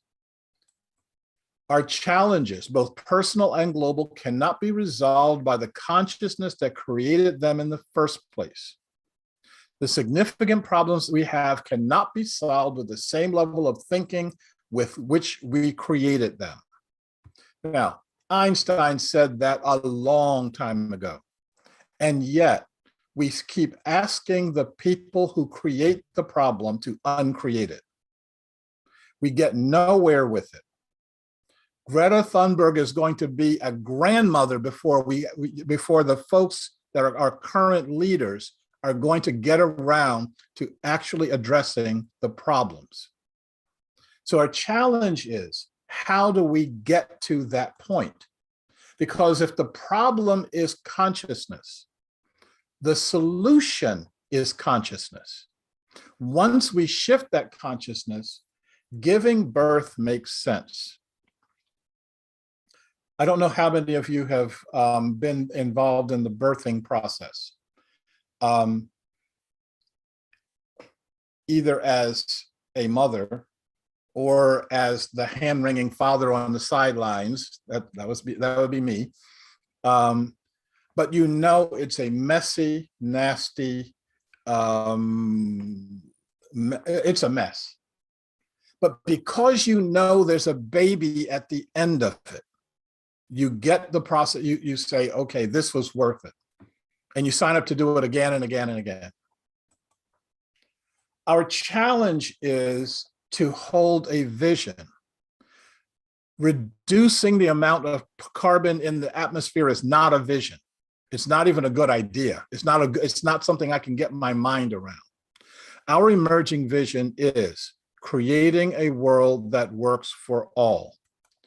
We're about to give birth to a planetary consciousness. If you don't know that you're giving birth, you focus on the problems and you don't focus on the solutions. Our vision of a world that works for all living beings is the thing that should drive all of our solutions, including our global climate change solutions. Our challenge is for us to get in step with the earth, get in step with each other, and use all of that energy for us to get in step with all of our solutions. Thank you.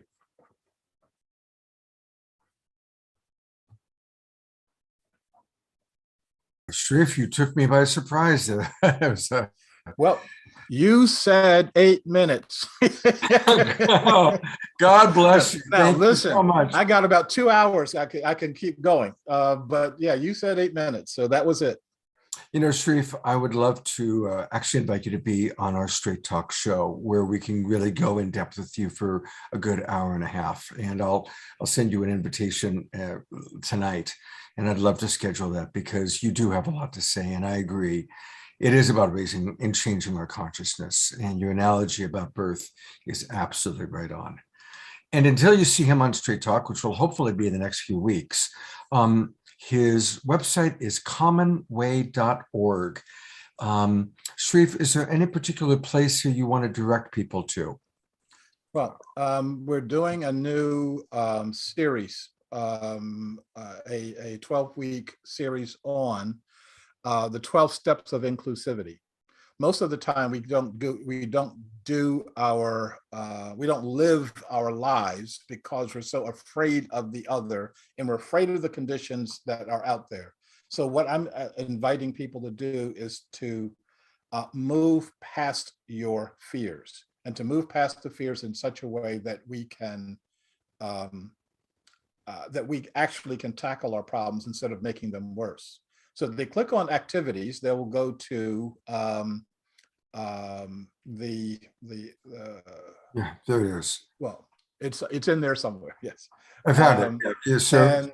I will look forward to those who wish to actually spend time looking at how do we get past our fear, even our fear of climate change. How do we get past our fear of each other? How do we get past our what's dividing us? And how do we do that in such a way that we can literally awaken a brand new human consciousness on the planet? Beautiful. So I noticed that it starts on November 9th. It's a 12-part series, and there's a very good discount if you register soon.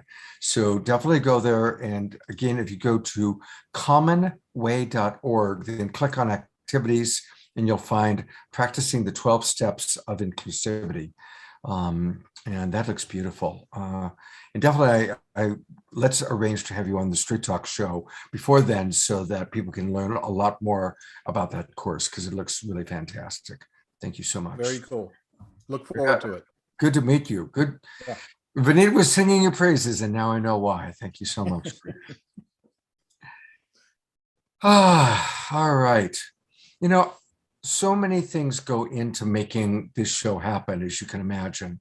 And I want to really acknowledge right off the bat, we do have a sponsor for tonight's show that's helping us to make this happen, and that's Soul Solutions. And Deborah found Soul Solutions, and they are really exactly that. They are creating solutions that are very, very important. So I want to take a few minutes to share with you about what they're doing and how we can all support them and also be benefiting from what they do. Let's start by taking a look at this short video. The old ways of doing things are failing us. Clearly, our grid-oriented power system is not keeping up.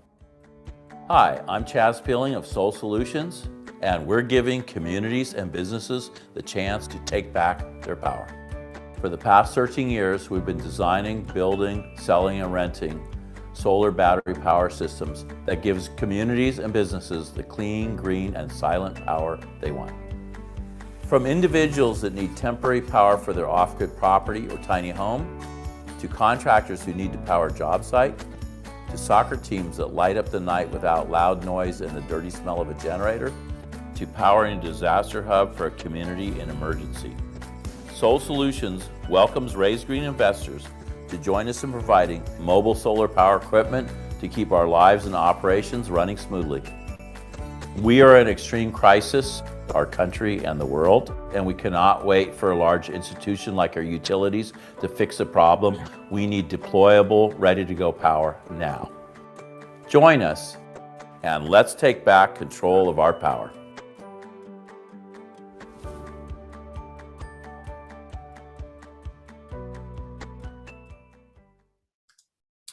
Soul Solutions has also put together a PowerPoint presentation, which I am now going to play. And it's short, but it's very powerful what they're doing. So let's take a look here. You know, they really are providing an important investment opportunity. And so for any of you that want to invest in the future, please go, and I'll pull up their website. I know that Deborah will also be putting it up on the in the chat box. And let's go to the next one. Now I've got it on. Oh, now how come the slideshow isn't working? I'm on slideshow. There we go. And it's supposed to move every time I click the space bar. I even tested this today. All right, well, we're going to try a different approach here. What we'll do is, while let me try that again. I'm going to take a breath. And I do appreciate all of you, your patience, and what we're doing here. Let's go to their website. And as you can see on the website, they are looking for people to invest. They provide climate resilience convertible notes. And I want to share a little bit about what I've learned. They've been providing solar generators, solarizing RVs, tiny homes, off-grid places for over 14 years locally here in Northern California. That's where Deborah and I are. Soul Solutions has been dedicated to sustainable event production by introducing their equipment for power to local events, including the beloved Harmony Fair, which of course Deborah ran for 30 years. But they also have been providing production equipment to Bioneers. Vineet was talking about Bioneers a few minutes ago.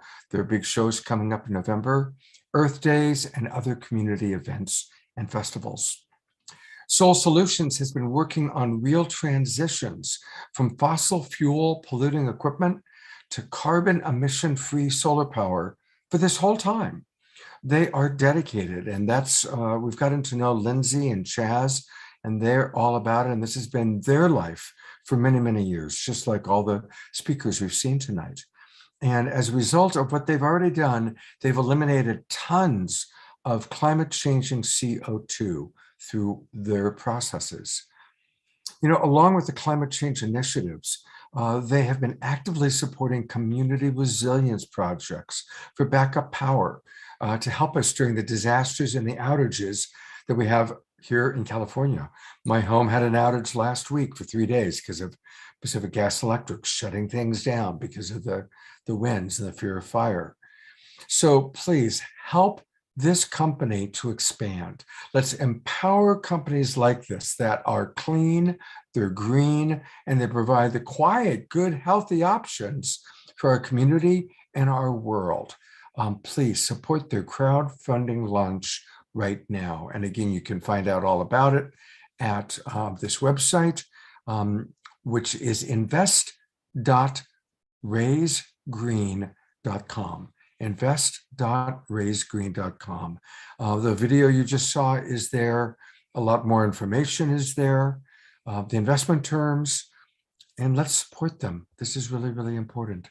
We're really fortunate that on this show, we get to meet the amazing people that are changing the world. And some of them are activists, and some of them are the people that are creating new opportunities, like we just saw with Soul Solutions. So let's do that.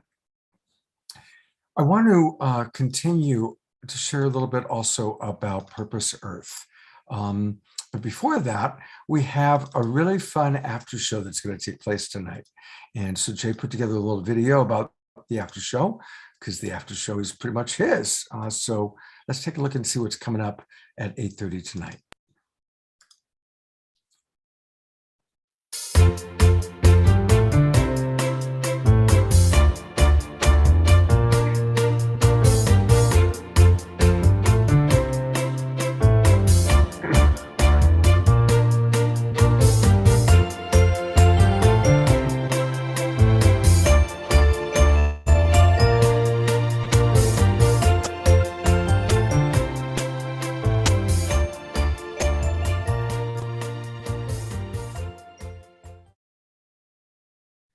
That's going to be interesting. And he's got, again, some wonderful speakers that are going to be joining us. Brook Medicine Eagle and another Native American wisdom keeper. So thank you, Jay. We're looking forward to that show. I'm going to bring up the QR code again for Purpose Earth. And I want to, again, encourage everybody, if you haven't donated yet, please do. It's really easy. You can go to purposeearth.org or get your trusted camera out on your cell phone and head towards the dinosaur. And you will see a little opportunity to click the URL and to really support this amazing organization that are doing great work in the world. Again, Deborah and I are very selective of who we have as speakers, who we have as presenters, who we have as sponsors, and we really believe in Purpose Earth. So again, I'm going to go back there. Let's really support them, okay? And again, if you missed, because I know a lot of people kind of came in late, they are providing grants to individuals and small organizations that are dedicated to changing the world. One of the people that they're supporting, you're about to see a video of her, and she has a remarkable story. I've heard it a couple times. I've heard her speak. She was working in a sweatshop in Nepal, and was rescued. But as she describes the conditions, it's really remarkable. So let's take a look at this video all about one of the people that they support. And this is the time that we need to let go of all of our barriers and the things that told us to not do, and let go of everything and really participate in oneness, humanity, and really care for each other.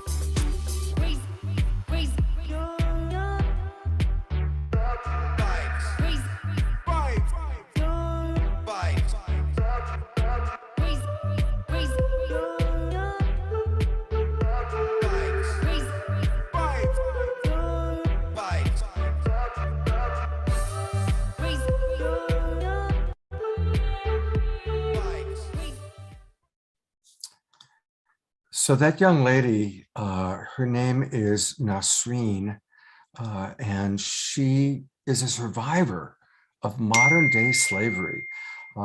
Sharif was just talking about how we all have to be one global family.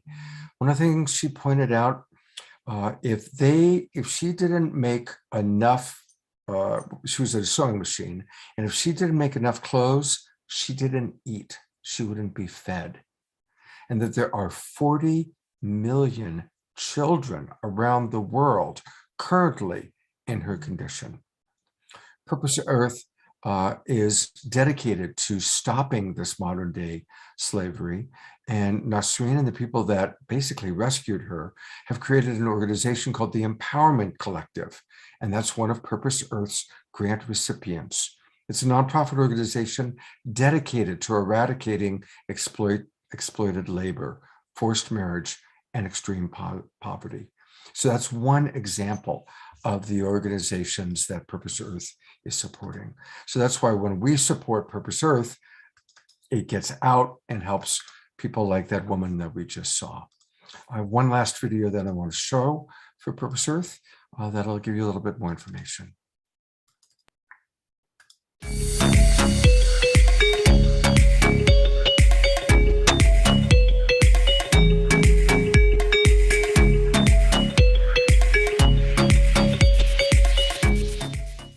Purpose Earth, an initiative supporting purpose-driven people and projects around the world. Join them in helping social entrepreneurs and community leaders launch their dreams into motion at purposeearth.org. So I've brought my partner, Deborah, on to see if she has anything else she wants to add. And thank you, Deborah, because you found Purpose Earth. And the more I get to know what they're doing, it really touches my heart and connects so much to what tonight's show is all about. I just want to thank everyone who's donating. I'm seeing your comments in the chat box, and it's really important for us to take action now. And a lot of us can't get out there and do everything, but this is something simple we can do. Just, whatever you can give, whatever your money is that you're not going to spend on a bagel or whatever else. We have so much money we spend on so many things. And if we just take a little bit of that and channel it towards Purpose Earth, it's really putting into action what we're talking about tonight. So again, deep gratitude for supporting. And the best thing you could do is give a monthly donation, because then they know and they can depend on a certain amount of money coming each month that they can give out to these incredible organizations and people that are committed to bring solutions into the world. So thank you so much. Thank you, Deborah. All right, we have just a couple more pieces left in our main show, and then we've got this very interesting after show coming up. I want to acknowledge Lori Grace. I was hoping she could join us live, but I don't think she's with us. Lori has been a sponsor for our show. She is a tireless activist, and she is very dedicated to helping us understand what's going on in our oceans. And so she put together, along with Alan and Son, our wonderful editors, this pre-recorded video for us tonight.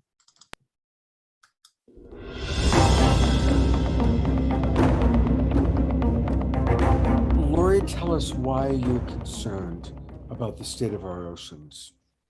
Well, I already knew that our oceans and the fish in them are contaminated with plastic and mercury. And so when people eat fish that is contaminated, it's not good for their bodies. But I became much more interested, and I was going to create an organic, and still am, an organic food, fish here in Maui, and we are raising some, and they've won double-blind taste tests. But what I discovered with the movie Seaspiracy was that the fish that we catch, the commercial fishing, including the commercial fishing that creates the tuna that people eat in ahi burgers on Maui or wherever else, and sushi, is the result of the bycatch is of hundreds of thousands of dolphins and sea turtles that die. And that Earth Island Foundation, the head of it, was interviewed in the movie Seaspiracy about that there's no such a thing as dolphin safe tuna.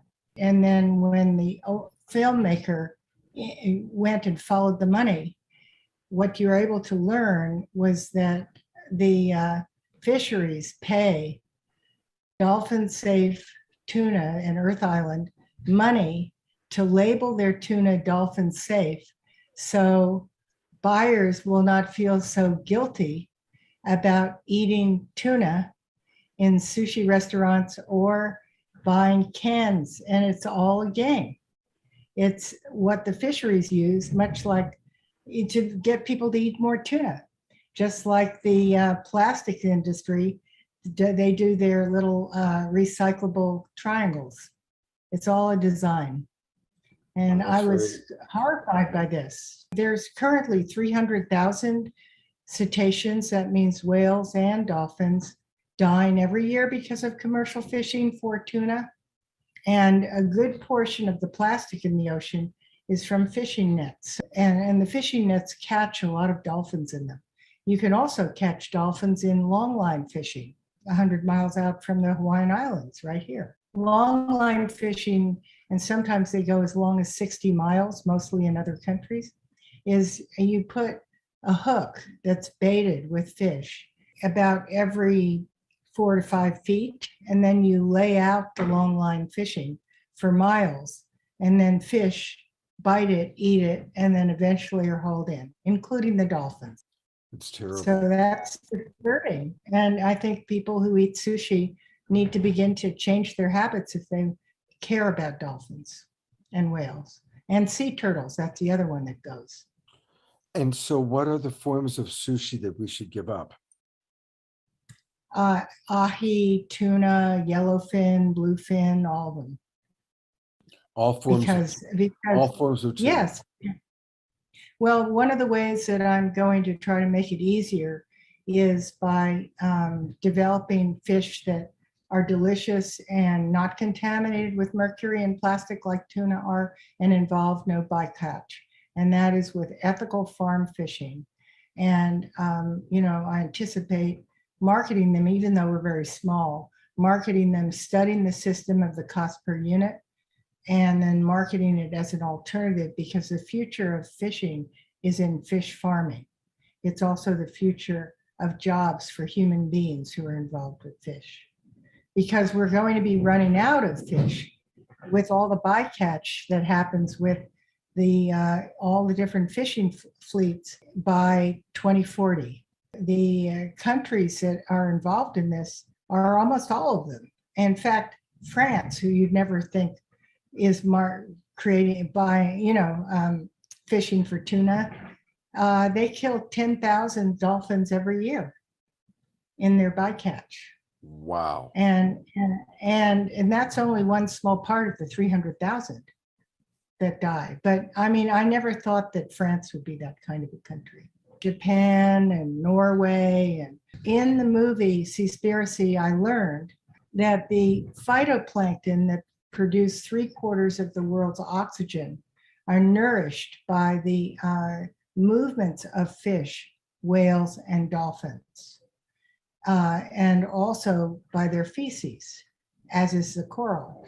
And if we just sweep up and eliminate all these, whatever fish are in the ocean, with our superior technology, what happens is that we kill the ocean, we eliminate the ocean, and we have a death of the phytoplankton that produce 3/4 of our oxygen.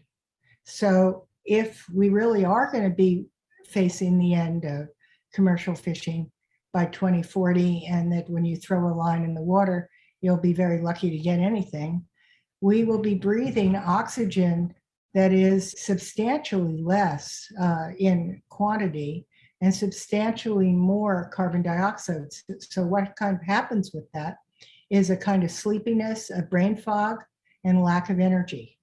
So that would be the kind of atmosphere we look forward to in 2040.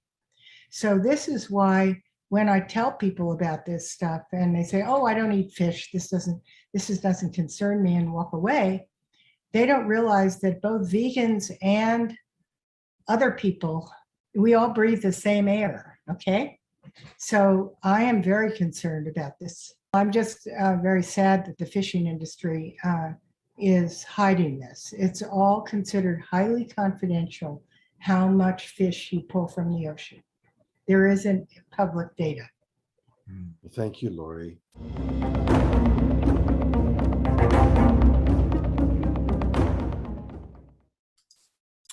Thank you very much, Lori Grace, for all that you do in all sorts of different ways.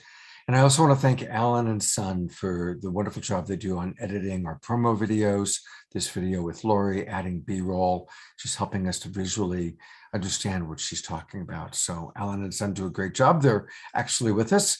Dr. and Mrs. Future are their alter egos. Well, you know, we always like to start and end our shows with music. And I'm so grateful. One of the original musical artists we had scheduled for this week had to cancel at the last minute. And God bless Larissa and Benj. They came through as always and with flying colors. I love you guys so much. And thank you for being with us tonight and helping us to close out what's been a very, very powerful show. Thank you, Scott. And this is Richard Hardy over here, our beloved Richard. Thank you, Richard Hardy. Your flute is so beautiful. Thank you. He plays it pretty nicely too. That was good, Benj. That was good. I just wanted to also share that I was so inspired by Claire earlier too. That was incredible. And one of the things that when she was bringing up how we as humanity, we have this opportunity right now to shift things, and that is so in my heart that I know that we can do this if we raise our vibration. It literally is, it's like shifting into another dimensional frequency when we start to raise our vibration, which really just means opening our hearts more. Because as everyone on this panel today, like everybody's speaking from a place of passion because everyone here loves the planet. We all feel our interconnectedness to Mama Gaia. And so we sing, we chant to open our hearts. We gather together to remember that this world could change like an instant. You know, the issues that we're having could shift so fast if we were to link our arms and link our hands together and shift the way we're thinking for the planet. So I just wanted to add that to what everybody did tonight. It's just been so beautiful. I've been so inspired by all the speakers. Thank you. Thank you, Larissa, and thank you for all that you do. And we'll talk a little bit about that after your song. And I invite everyone here to join in this. It's not a mantra, but it's a chant in English. When we call back our hearts, we call back our spirits, we do raise the vibration within ourselves and within the world around us.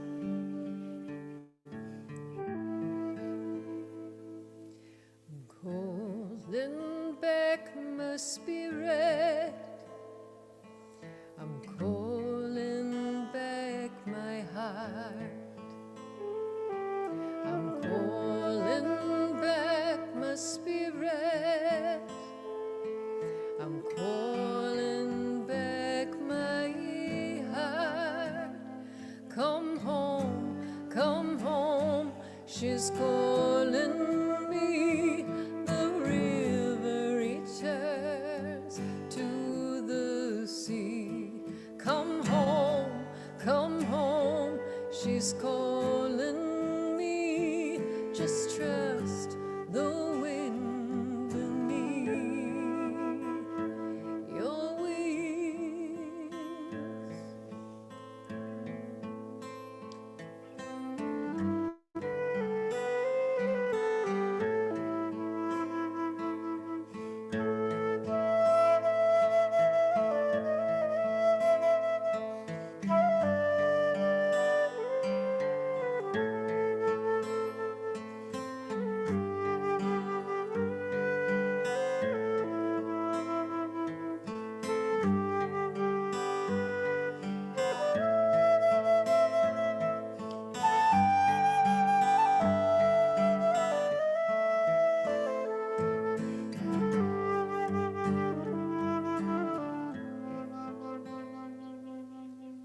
Calling back my spirit.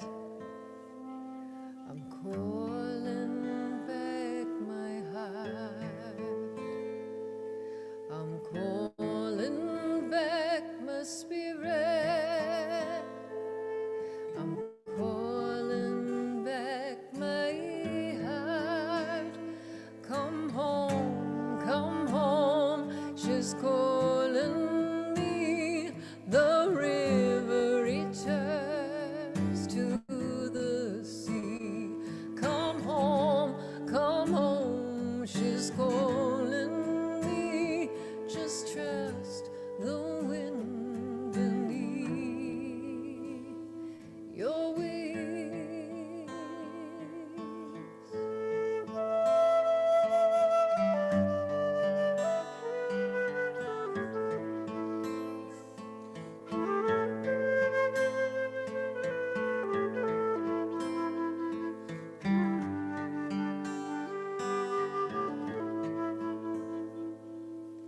I'm calling to my spirit.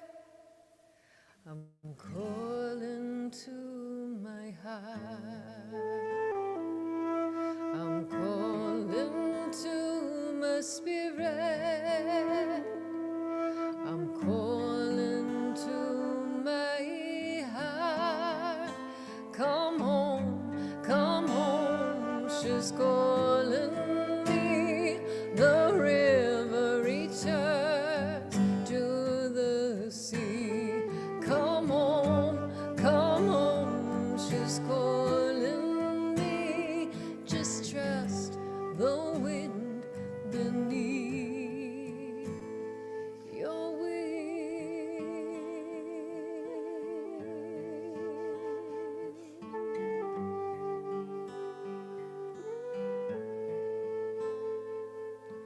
calling to my spirit, calling to my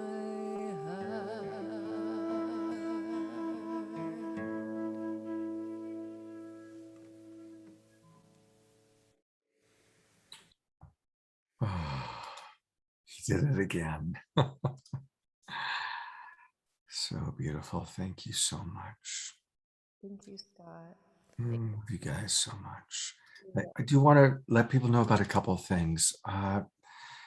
Larissa has a wonderful, wonderful program that she does with her Shakti Love Warriors group on Facebook.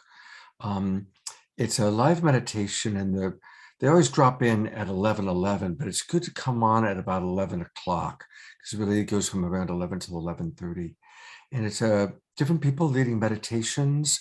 Sometimes we're lucky and Larissa sings, but she always has wonderful people coming in and participating. And it really is a wonderful daily community event that happens.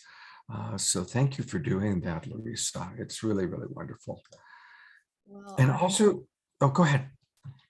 I have to say it's been like one of those things that just kind of organically sprung up, you know, from quarantining and feeling the need to just drop into meditation on a daily basis and with each other, where we can feel that sacred community together, moving into that place of spirit.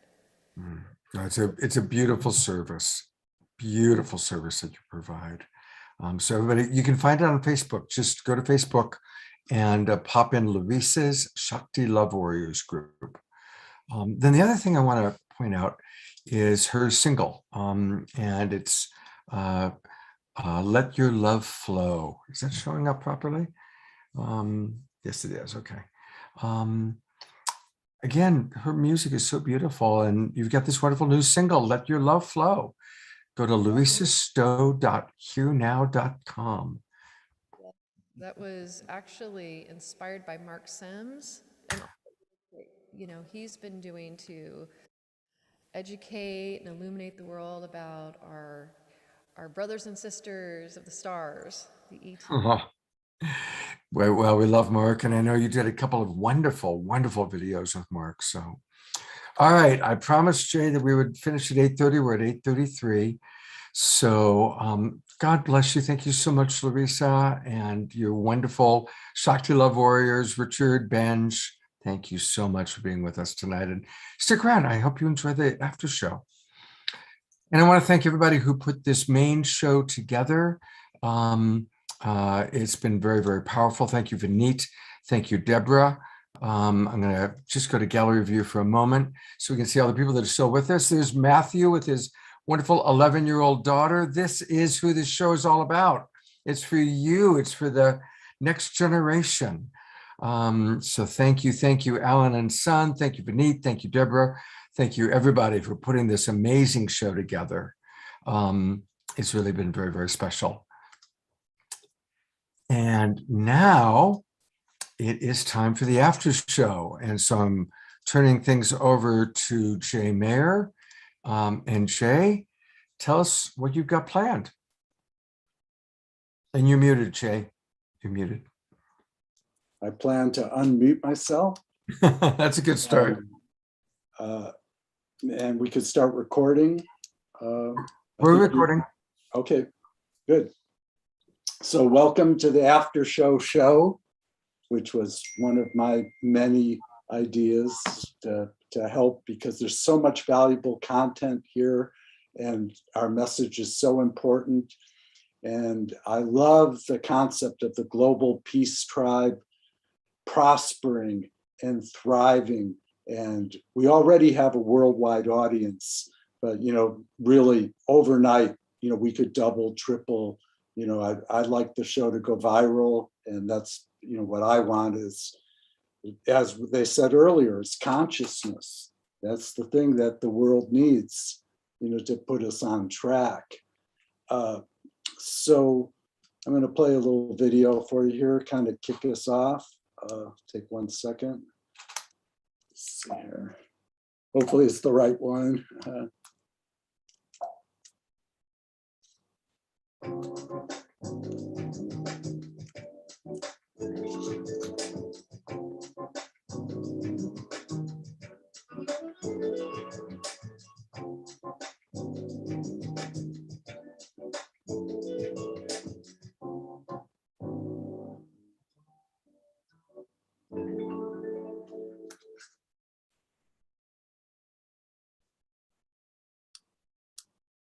Yay, and we're back.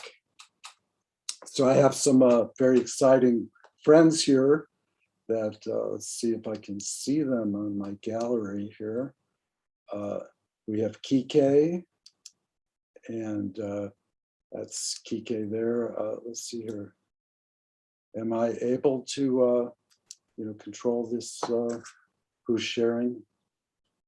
I did just put Kike and Brooke on, and I'll also make you co-host, so you can do that. Okay, great. Yeah, because I'm trying to do that. So, and we're with Brooke, Medicine Eagle, who I kind of do things at the last minute, and it's amazing. It just comes together, and it's really exciting. So I was thinking we could all start with a little prayer, and I might start out, and then Kike could go, and then Brooke could, contribute her gifts.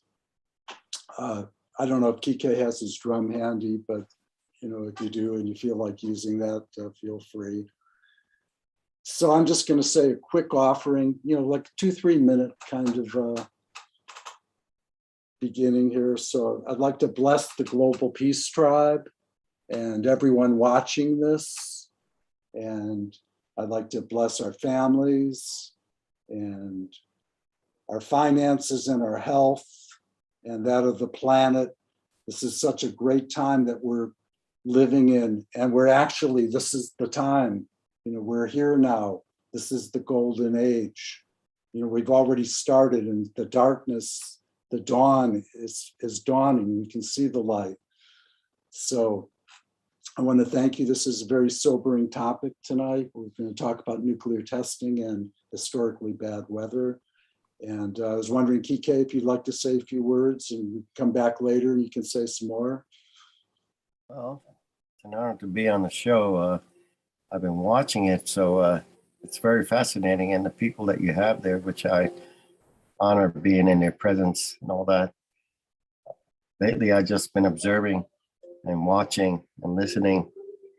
I've been running into a lot of young people that are kind of disturbed with what's happening around the world. Some of them kind of look kind of lost.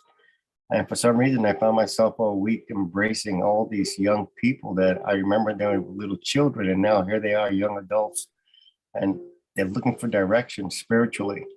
They're looking for love. They're looking for a form that they can believe in and believe in themselves. And so I try to encourage them that, like, I've been holding ceremonies lately and I've invited them. But what I did was I started embracing a lot of these young people and just showing that there's a lot of love. And I embrace them like they were children. I hold them close to me and I do a native chant prayer, and I make them smile. And some of them cry.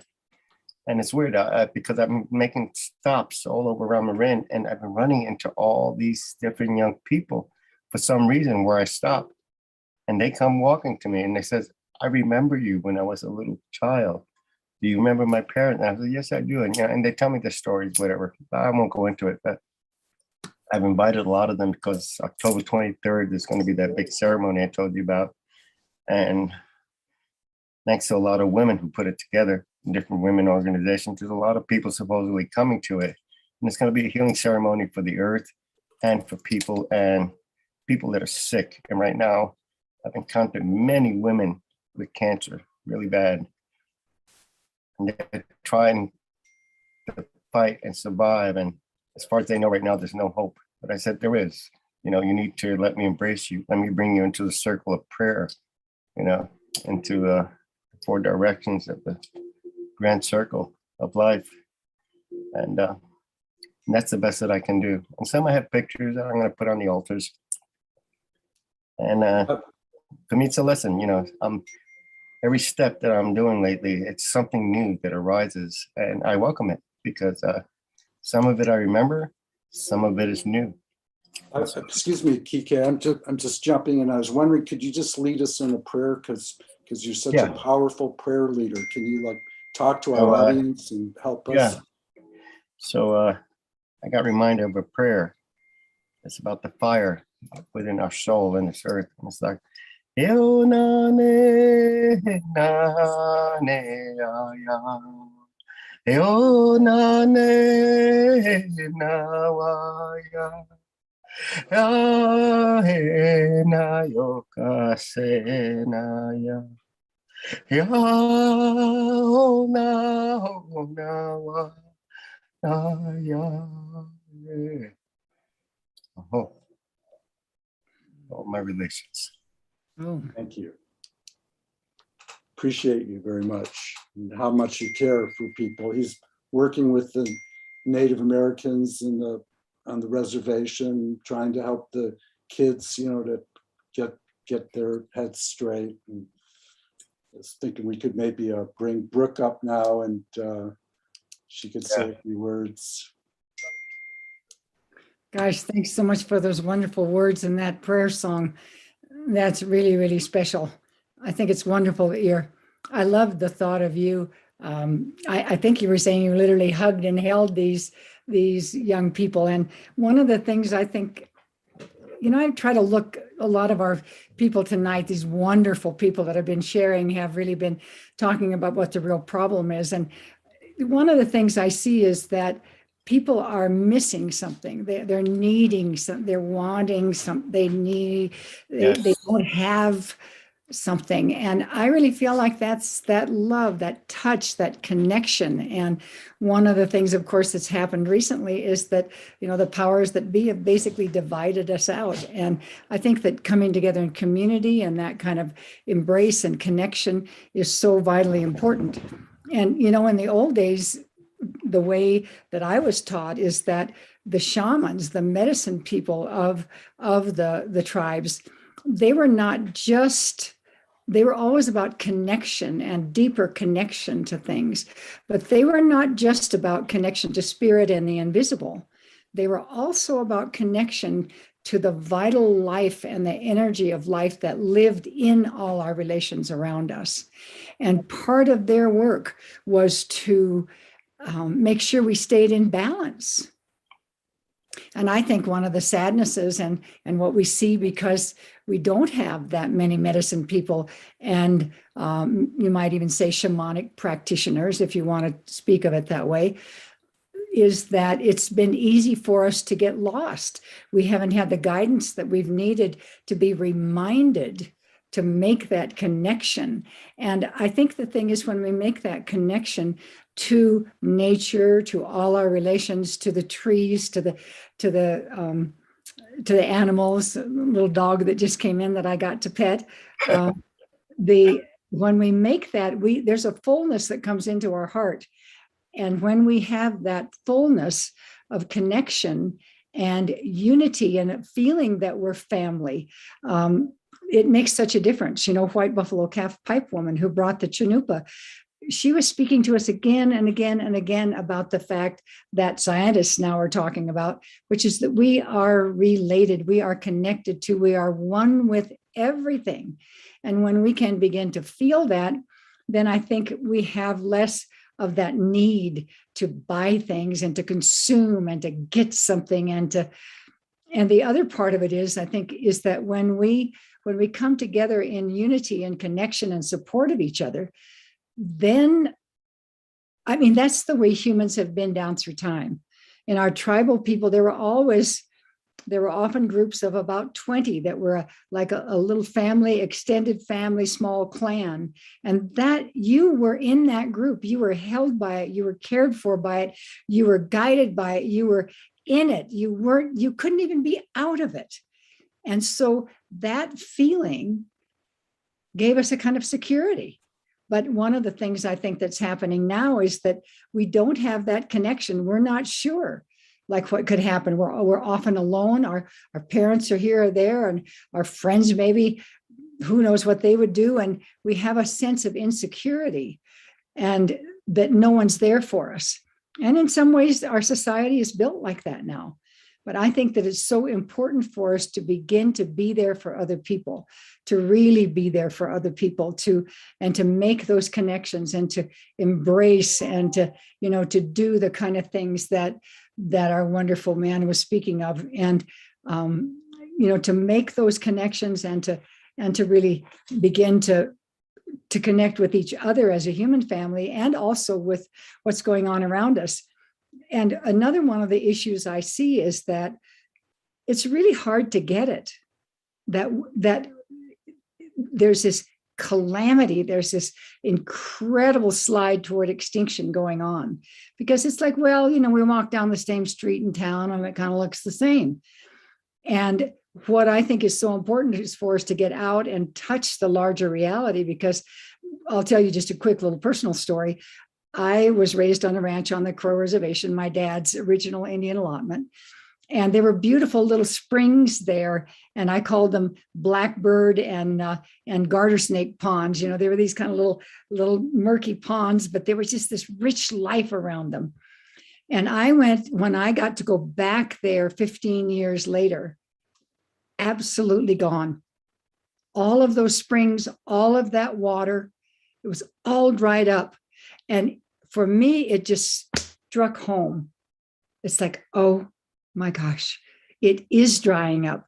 Things are changing. We're losing that original beauty that we had, that was gifted us on this earth.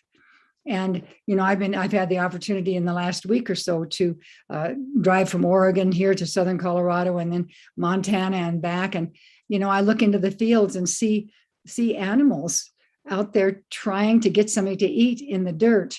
And they have eaten down so much that the pastures will be ruined. So even next year, should it rain, it's like things are starting, we're in a drought. We're in a world drought, and it's starting to affect everything. And if you're just on a city street, I think it's hard for you to really see what's happening. But when you see animals dying and beautiful streams drying up and all of these things, it comes home to you.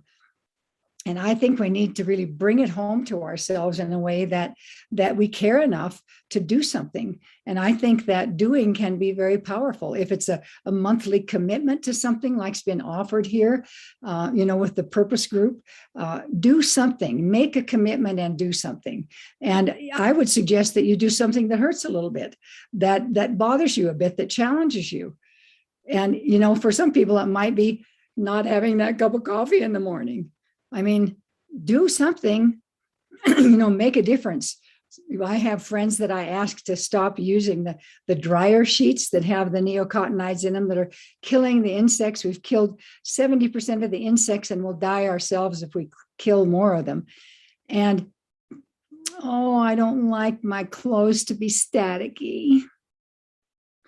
And they can't even make that kind of a sacrifice to allow for the life around us to live, and that life around us is what supports our lives. And to get the reality of that, I think, is really a bit difficult. And I'm not sure what the answer is, but I really want to invite each and every one of you listening to look deeply, to start looking around and seeing what's going on. Step out of your little box and look at a larger perspective and let it touch your heart. Because when your heart is touched, you'll be able to make those seemingly simple sacrifices, maybe even bigger ones. And you'll be able to, as Claire said, so lovely, what she says, to get on the program that you came to be on, to offer what you have to offer to this beautiful world. You came, you're amazing. There's such possibility if we can break out of the school system, the economic system, to break out of all of this and really step forward as our true, absolutely loving human selves. So I'd like to sing a song that is really about the beauty of this earth. I'm just in love with this earth, and I have to admit that I'm pretty aggravated with a lot of our human family that is not taking care of it, and really inviting with this song for us to see the beauty that is here, see the beauty that was given us. We have this blue-green, amazing planet that we're turning to a desert. So I'm going to cut in just for a second, because we actually have this agenda here, and this really beautiful, everything you're saying. Maybe we can come back and finish with your song, because I want to move ahead with this. I have these pre-recorded videos, but thank you very much for being here. Thanks for the opportunity to speak. With us. And we could finish with your song. That would be fabulous. Like that. Thank you so much. Mm-hmm. So we're going to try this right here. This is, the topic is nuclear testing. This is a very heavy topic, and extreme weather, historically bad weather.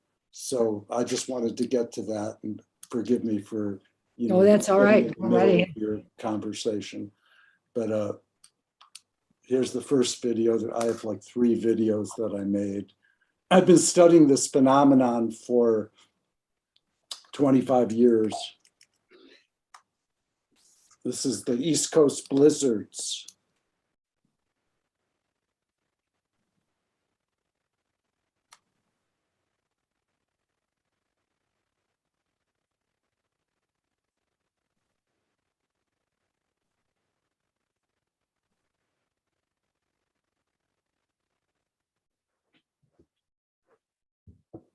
We're going to talk about the fifth nuclear test by France, December 27th, 1995, the last week of December, and then the first week of January is the East Coast blizzards starting January 5th. The entire eastern seaboard was completely shut down. For over a week, Congress closed. Zero visibility for days. People were skiing in New York City. Oh yeah, and also 1 year later, January 7th, 1997, the state of California was declared a disaster.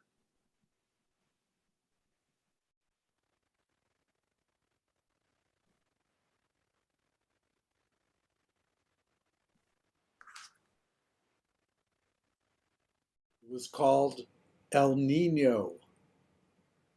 El Nino is the heating up of the waters in the Pacific Ocean, which is where France did 6 nuclear tests.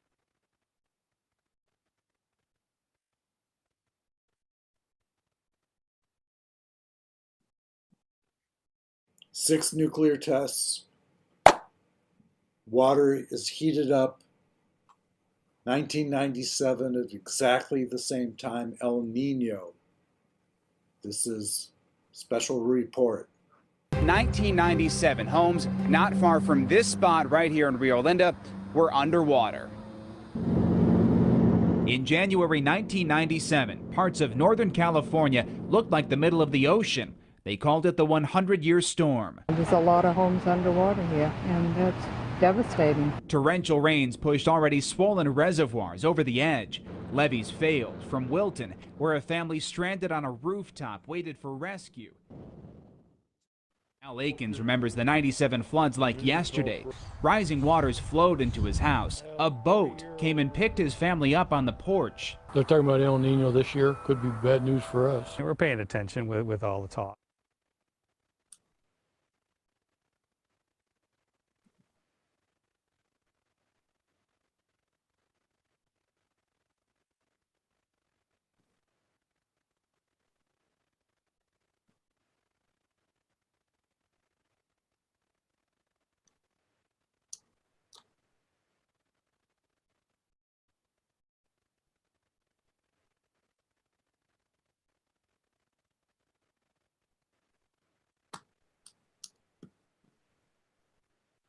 Whoops. Hi, we're back. So like I said, this is a very sobering topic, but I think it's important for people to know, you maybe remember the East Coast blizzards. It was a big deal. The entire eastern seaboard was completely shut down. The fifth nuclear test. What's going on? 1 second. December 27th. 1995. I don't know why this is doing last week of December, the first week. Okay, so we're back. Technical glitch. So the entire eastern seaboard was shut down with record-breaking. They called it the storm of the century, and even 25 years later, there's not one person, one newscaster, one politician, one important person that's noticed that after a nuclear test, we had like a disaster. And I actually was calling all over the United States. Before this happened, I said, we're gonna have a terrible disaster. You know, nobody's doing anything to stop these nuclear tests. And after the snow melted, the record-breaking snow, all the rivers and streams flooded. It was a terrible, terrible nightmare. And we're going to talk about, you know, at the end of that last video, talked about the deep freeze. I didn't have time to really go into it. It's very elaborate, but this was all the way down to Florida, with half the fruit crops on the trees, it went down to like 12 degrees. This is after a nuclear test. So, half the fruit crop in Florida, all the oranges, was destroyed, and it hurt the economy. So I'm going to share another screen with you. Give me 1 second here. Let's see. Let's see. Well, let's try this one. This is after. 1 second. Sorry, I don't have a tech person here helping me. We're going to do this. Oops.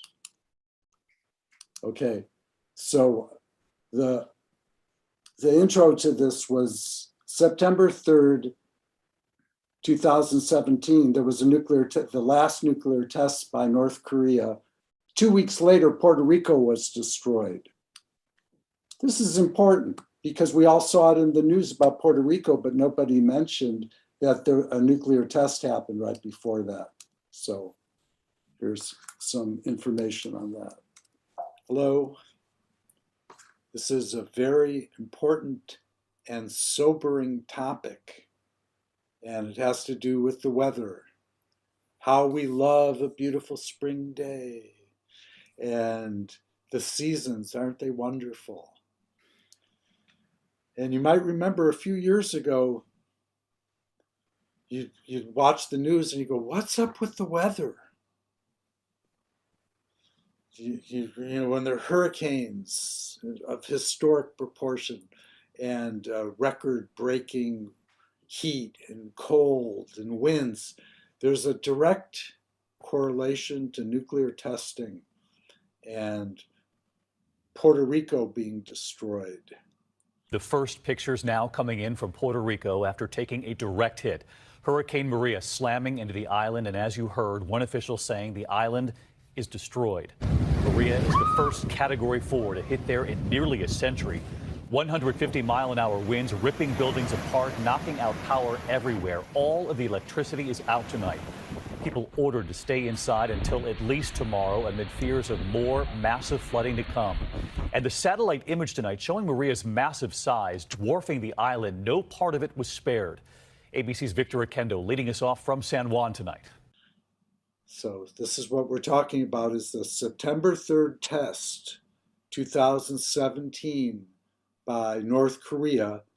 And then 2 weeks later, Puerto Rico was destroyed for $98 billion, probably $100 billion. And the week before that, the Florida Keys were destroyed for $50 billion. So nuclear test, Florida Keys are destroyed, Puerto Rico is destroyed. There was not one part of the island that was spared.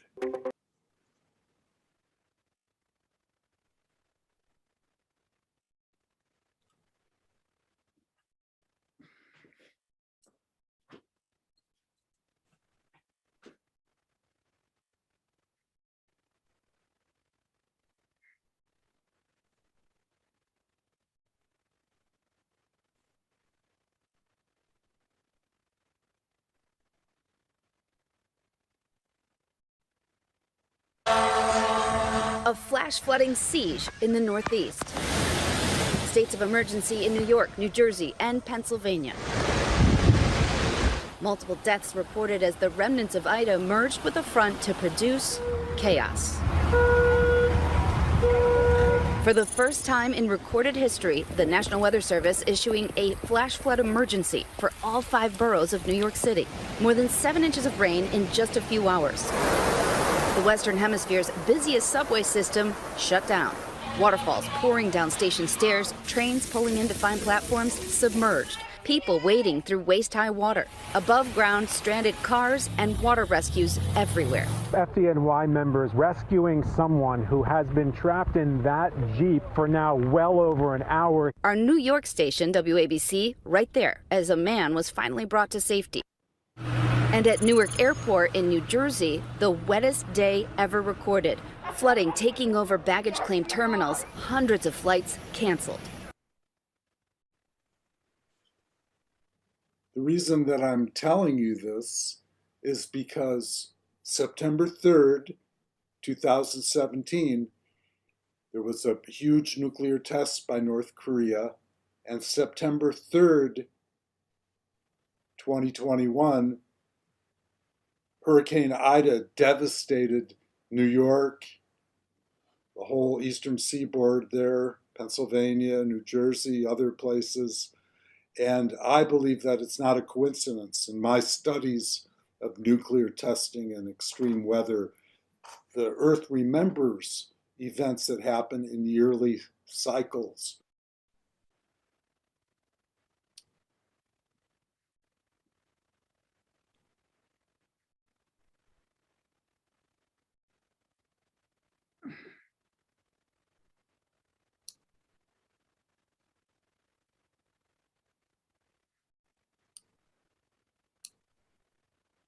So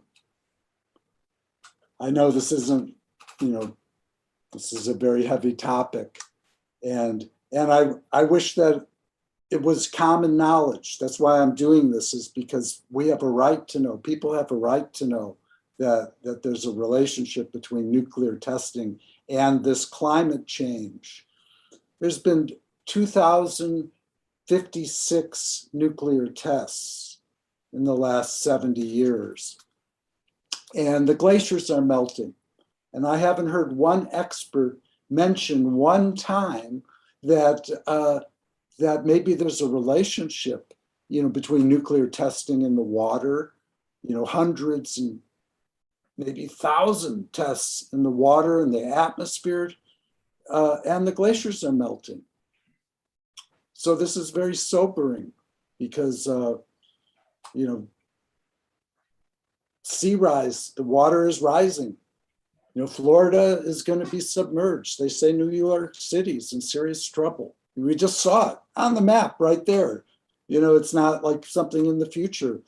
And the Earth is trying to communicate to us. It's trying very hard to tell us that we should notice nuclear tests.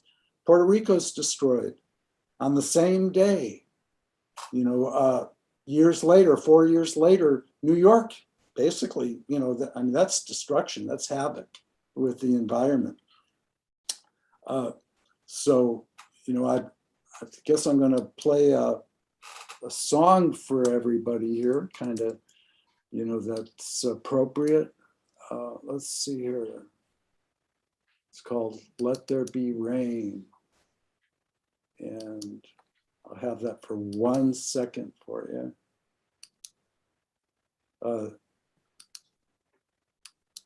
And here we go.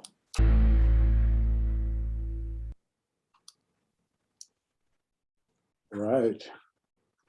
Kind of change the mood a little bit. I have one more video to show that's really important because, well, there's a couple of different things. I wanted to talk for a second about thermal pollution, which people don't know this, that the nuclear power plants, heat up the water in the oceans, the rivers, and the streams, and they discharge it at a higher temperature than when it came in. So that meaning it's from 7 to 29 degrees hotter. They take in hundreds of thousands of gallons of water a minute, and then they put it back into the environment heated. And the glaciers are melting. So you can imagine if you had a bathtub and you're slowly putting hot water into it, that it's going to heat up the temperature of the water. All the waters are connected to each other in one way or another. So, I don't quite understand why the think tanks haven't brought this out, into the public domain of consciousness, because as one of our wise elders said earlier, it's consciousness. That's the hope for the planet. That's what we need. So this is my third video that I'm going to show here. And this is about the fires in Kuwait. You remember the fires in Kuwait. This is about war. Every time war happens, every time a bomb goes off, that's a lot of heat. And in Kuwait, there was 700 fires going at the same time. They couldn't put them out. Nobody's mentioned that. The glaciers are melting, hottest years on record, and no one's mentioned this. So here's this video for you. So next we're going to show you some footage. This footage is of Kuwait, because every time there's an act of war, fire is a part of that. Every time a bomb goes off, that's heat. Every time we send off, our whole arsenal at Baghdad, with cruise missiles, that's a lot of heat that gets ignited. But we're going to specifically look at the oil fields of Kuwait.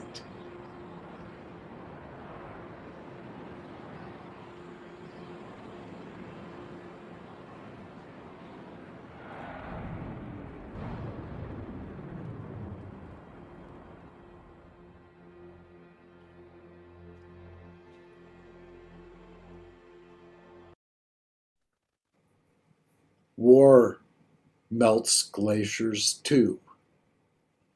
And I don't understand why war isn't being included in the global warming equation. Thank you.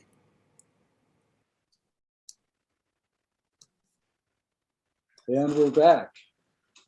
Hi. So I don't know if Brooke's still here. I was thinking maybe Brooke could do a song and then Kike could do a prayer with his beautiful drum, sacred drum, and we could complete the show. Does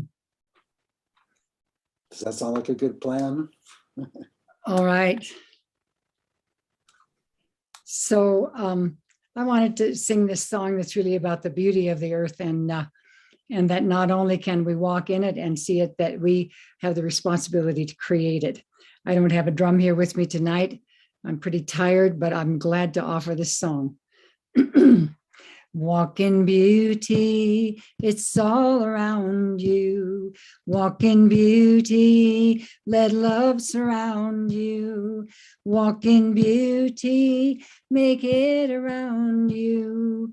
Walk in beauty with love for all. Hey, hey, hey, hey, hey, hey, hey, hey, hey, hey, hey, hey, hey, hey. Walk in beauty, it's all around you. Walk earth with honor, shine love upon her. Walk in beauty, sweet earth we honor. Walk in beauty with love for all. Ho! Wow, that was great.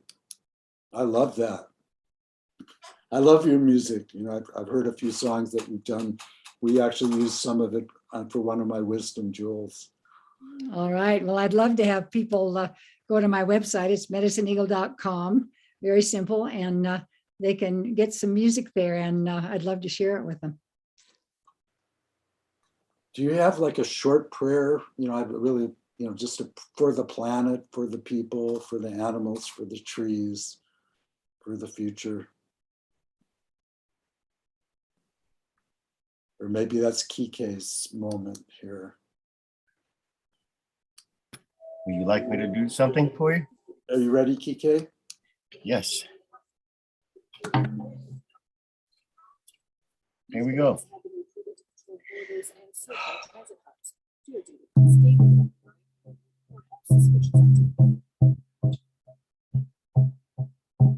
Hena, hena, kaya, hena, heyana, hona, wakashela, ya, nena, se, oh, chema wakate hey ya ye na hey ona koshe ona ma hey na ya hey na ka hoshawa hey na ye ona ya okawa dana.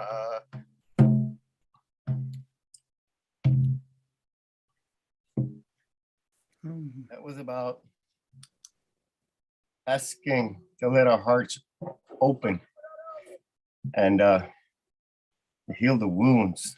There's so many people with so many wounds in their hearts that I've been noticing throughout the past month, and we need to open our hearts and embrace and show much love, harmony, show the wisdom that also that's been given to us, that some of it has become dormant. We forget about it because we're so concerned about our needs of materialism. And for me, I decided for the rest of my life, I've been granted to live again after being pronounced dead. And I promised my great grandmother that I would devote everything within my soul and in the figment of the Almighty in the heavens and great Mother Earth, that I will devote every drop of energy that I have to serve people, to reunite them, to open their hearts, to bring warmth to them and let them know that you're part of a family. When they tell me I have no family, I says, yes, you do. And I will embrace them. And my friends tell me, oh, you're going to be poor for the rest of your life. And I said, that's okay, because as long as I'm rich in my heart and I have a full cup, then I'm doing my deed. I have no idea how long I'll live, but you know what? I'm enjoying every moment of embracing and loving people and making them smile. And I just figured that is the medicine. That's the medicine that we have forgotten. And I'm just trying to open them up to see that it's there, it's free, it costs nothing. And there is extended family all over this world. We just have to open up our eyes and our hearts and our mind and be in spirit at all times. And so whatever lessons I learned from elders, from grandmothers, from grandfathers, from the trees and nature, then I'll pass it on. There's always something to learn. Every day I feel that I'm being reborn, and knowledge has been coming back to me through elders that have been contacting me and saying, remember what we taught you when you were young, and I honor it. And I'm going to continue with all my might for all the people and all the generations, regardless of what color you are, whatever. And I started my walk back on the medicine road. After 13 years of hiding, I told the others I have returned. And I will use my gifts of insight and love. I got so much love that probably can cause a flood in Marin County. But I'm going to share it with everybody I can, everywhere where I walk. And I'm going to continue this journey. And I know I have to go to other places as well, outside of California. And I'm preparing for that right now too. So I honor everyone that brings that harmony and the prayers and the wisdom. I'll listen. On the first show that I was on, when Scott had certain people speaking, I was embellishing like some of the words that were used. They were so profound. So I pay my respects to you too as well, Scott.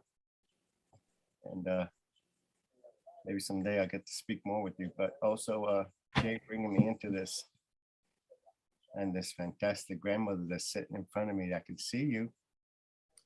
I'm going to meet you sooner or later. And that's the best that I can say. It's been an honor for me, a wonderful honor. I can't ask for greater gifts. These are the gifts of life. Thank you, Kike.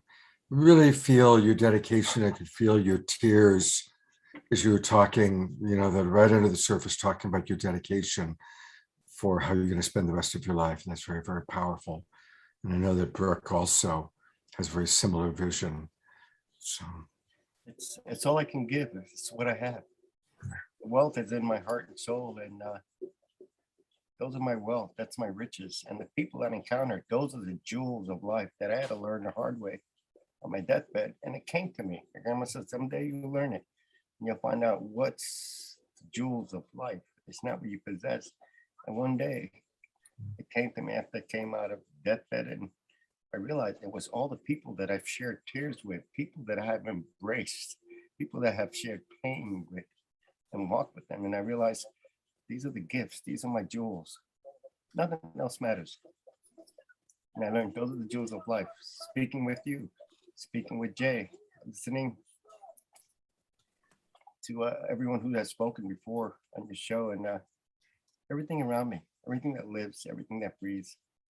That's the way I look at it, you know? And hope that I learn more and more every day, every second that I breathe and wake up every day. It's a good day, as they say. Thank you. That's Kike, about you know, all. one of the things we like to do on this show is we do like to let people know how how people can contact you. I'm going to go to Brooke for a moment because we got her website, but if you have a website or some way people contact you, please put it in the chat box and I'll pull it up. Brooke, of course, gave me hers and I had it from before. Okay. So that's helpful. And so for anybody who wants to experience more of Brooke, her website is medicineeagle.com. Medicineeagle.com. There are 2 E's. And so definitely let's all join her mailing list. And is there anything else, Brooke, you'd like to emphasize that? You know, I'd love to have people on my mailing list because I'm sending out teachings each week, and I'm creating some new programs around health and well-being. And I also have something called the Power and Beauty course, which is right now for women to empower them and to be healthy and be able to offer their gifts to the world. So that would be really wonderful. You can also catch me on Instagram, just Medicine Eagle, I think Medicine Eagle, and on Facebook. So I'd love to stay in touch with you, and thank you all very much. Thanks, Scott. Thank you very much. Appreciate it a lot. Been an honor. And Jay, I've pulled up your website. All right. I forgot. So I don't know if you want to mention something about lighttouch.me. Right. Well, right now, all invocations are for free.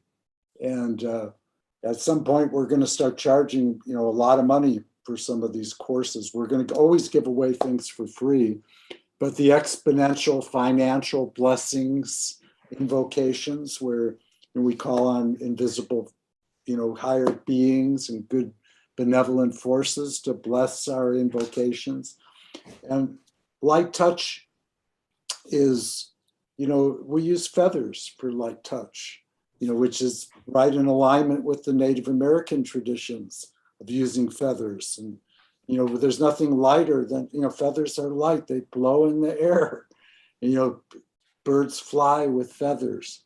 It's really, and they're so soft that they actually carry our prayers into the invisible realms. And so we just ask for everyone to be blessed, and check out light-touch.me and try some of these invocations, see if it adds some value to your life. And we all need miracles every day, and it really helps to ask for them. We go, thank you for blessing everyone. We bless others, and we meet together every day.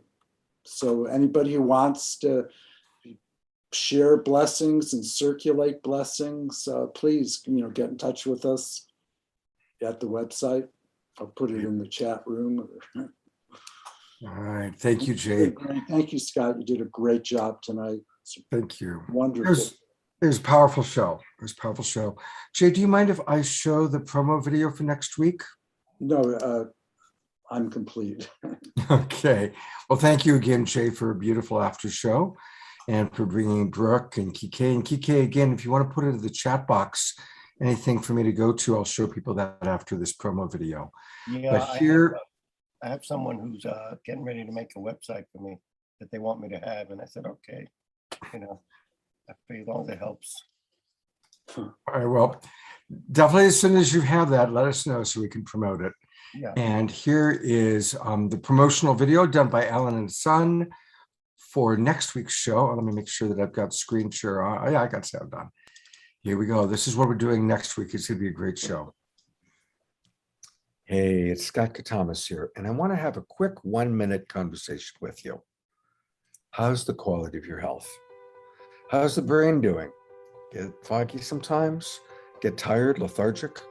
Look, as I get older, and I'm 65 now, I need all the support I can get to know how I can have maximum vitality. So that's why we're dedicating our show on October 23rd to honoring the body temple, really knowing what are the best ways for us to heal ourselves, to have maximum focus and maximum vitality. And we've put together a really good show. Deepak Chopra is going to be with us, and he's going to be talking all about quantum healing. We have Dr. Heather Sanderson and James Schmachtenberger, who are generally regarded as two of the leading proponents and scientists as it relates to neurochemistry. And they have a lot to share, which will be very powerful. We also have Troy Stallman coming. He's a world-class healer to help us understand how we can heal ourselves by having a combination of spiritual principles and understanding of our bodies. As always, we want to have great entertainment, and boy, do we have a great lineup on October 23rd. Favorite musicians, Kristen Hoffman and Cornflower, will both be with us. And while Kristen plays, her girlfriend, Kaishi Chai, that beautiful dancer that you've seen on the show before, will be doing a special dance dedicated to the body temple. We also have an artist named Kayla Diana making her first appearance on Saturday Night Live, but she's very popular worldwide. And to top it all off, one of our favorite magicians, Sean Jay, will be back. Deborah and I will be hosting, so please join us on Saturday night, October 23rd, as we honor the body temple. And remember, if you haven't already registered for season 7, please do so. Just go to globalpeacetribe.com. That's globalpeacetribe.com and register. We look forward to seeing you then.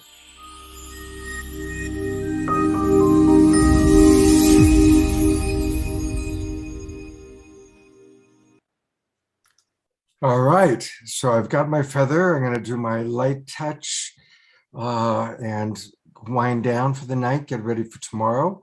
And again, remember, on Sunday morning, I have my Sacred Sunday show tomorrow. This wonderful woman, Elvira Hopper, will be joining us. So come join us, 10 o'clock in the morning. It's going to be very interactive with those of you who come into the Zoom room, and hope to see you tomorrow morning. Once again, thank you, Jay. Thank you, Kike. Thank you, Brooke. Thank you, everybody, for watching.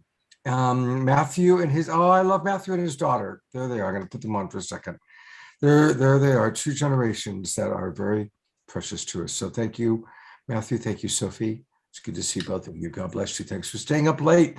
They're on the East Coast. They're in North Carolina. So it's like 12:30. It's time for her to go to bed, so she can get a good night's sleep. And I will see you both tomorrow for my Sacred Sunday show. Are you going to come, Sophie? Yeah? Sophie, you going to come tomorrow? Yeah. Okay, good. Say yes. Yes. All right. I have the Trish affirmation video. Would that be a good way to close out? Sure. You have that ready to show? Yeah. Oh, God. Mm-hmm. I told you to speak. Yeah. All right, go ahead, Jay. So this is the last video of the night. Here we go. Okay, gotta go.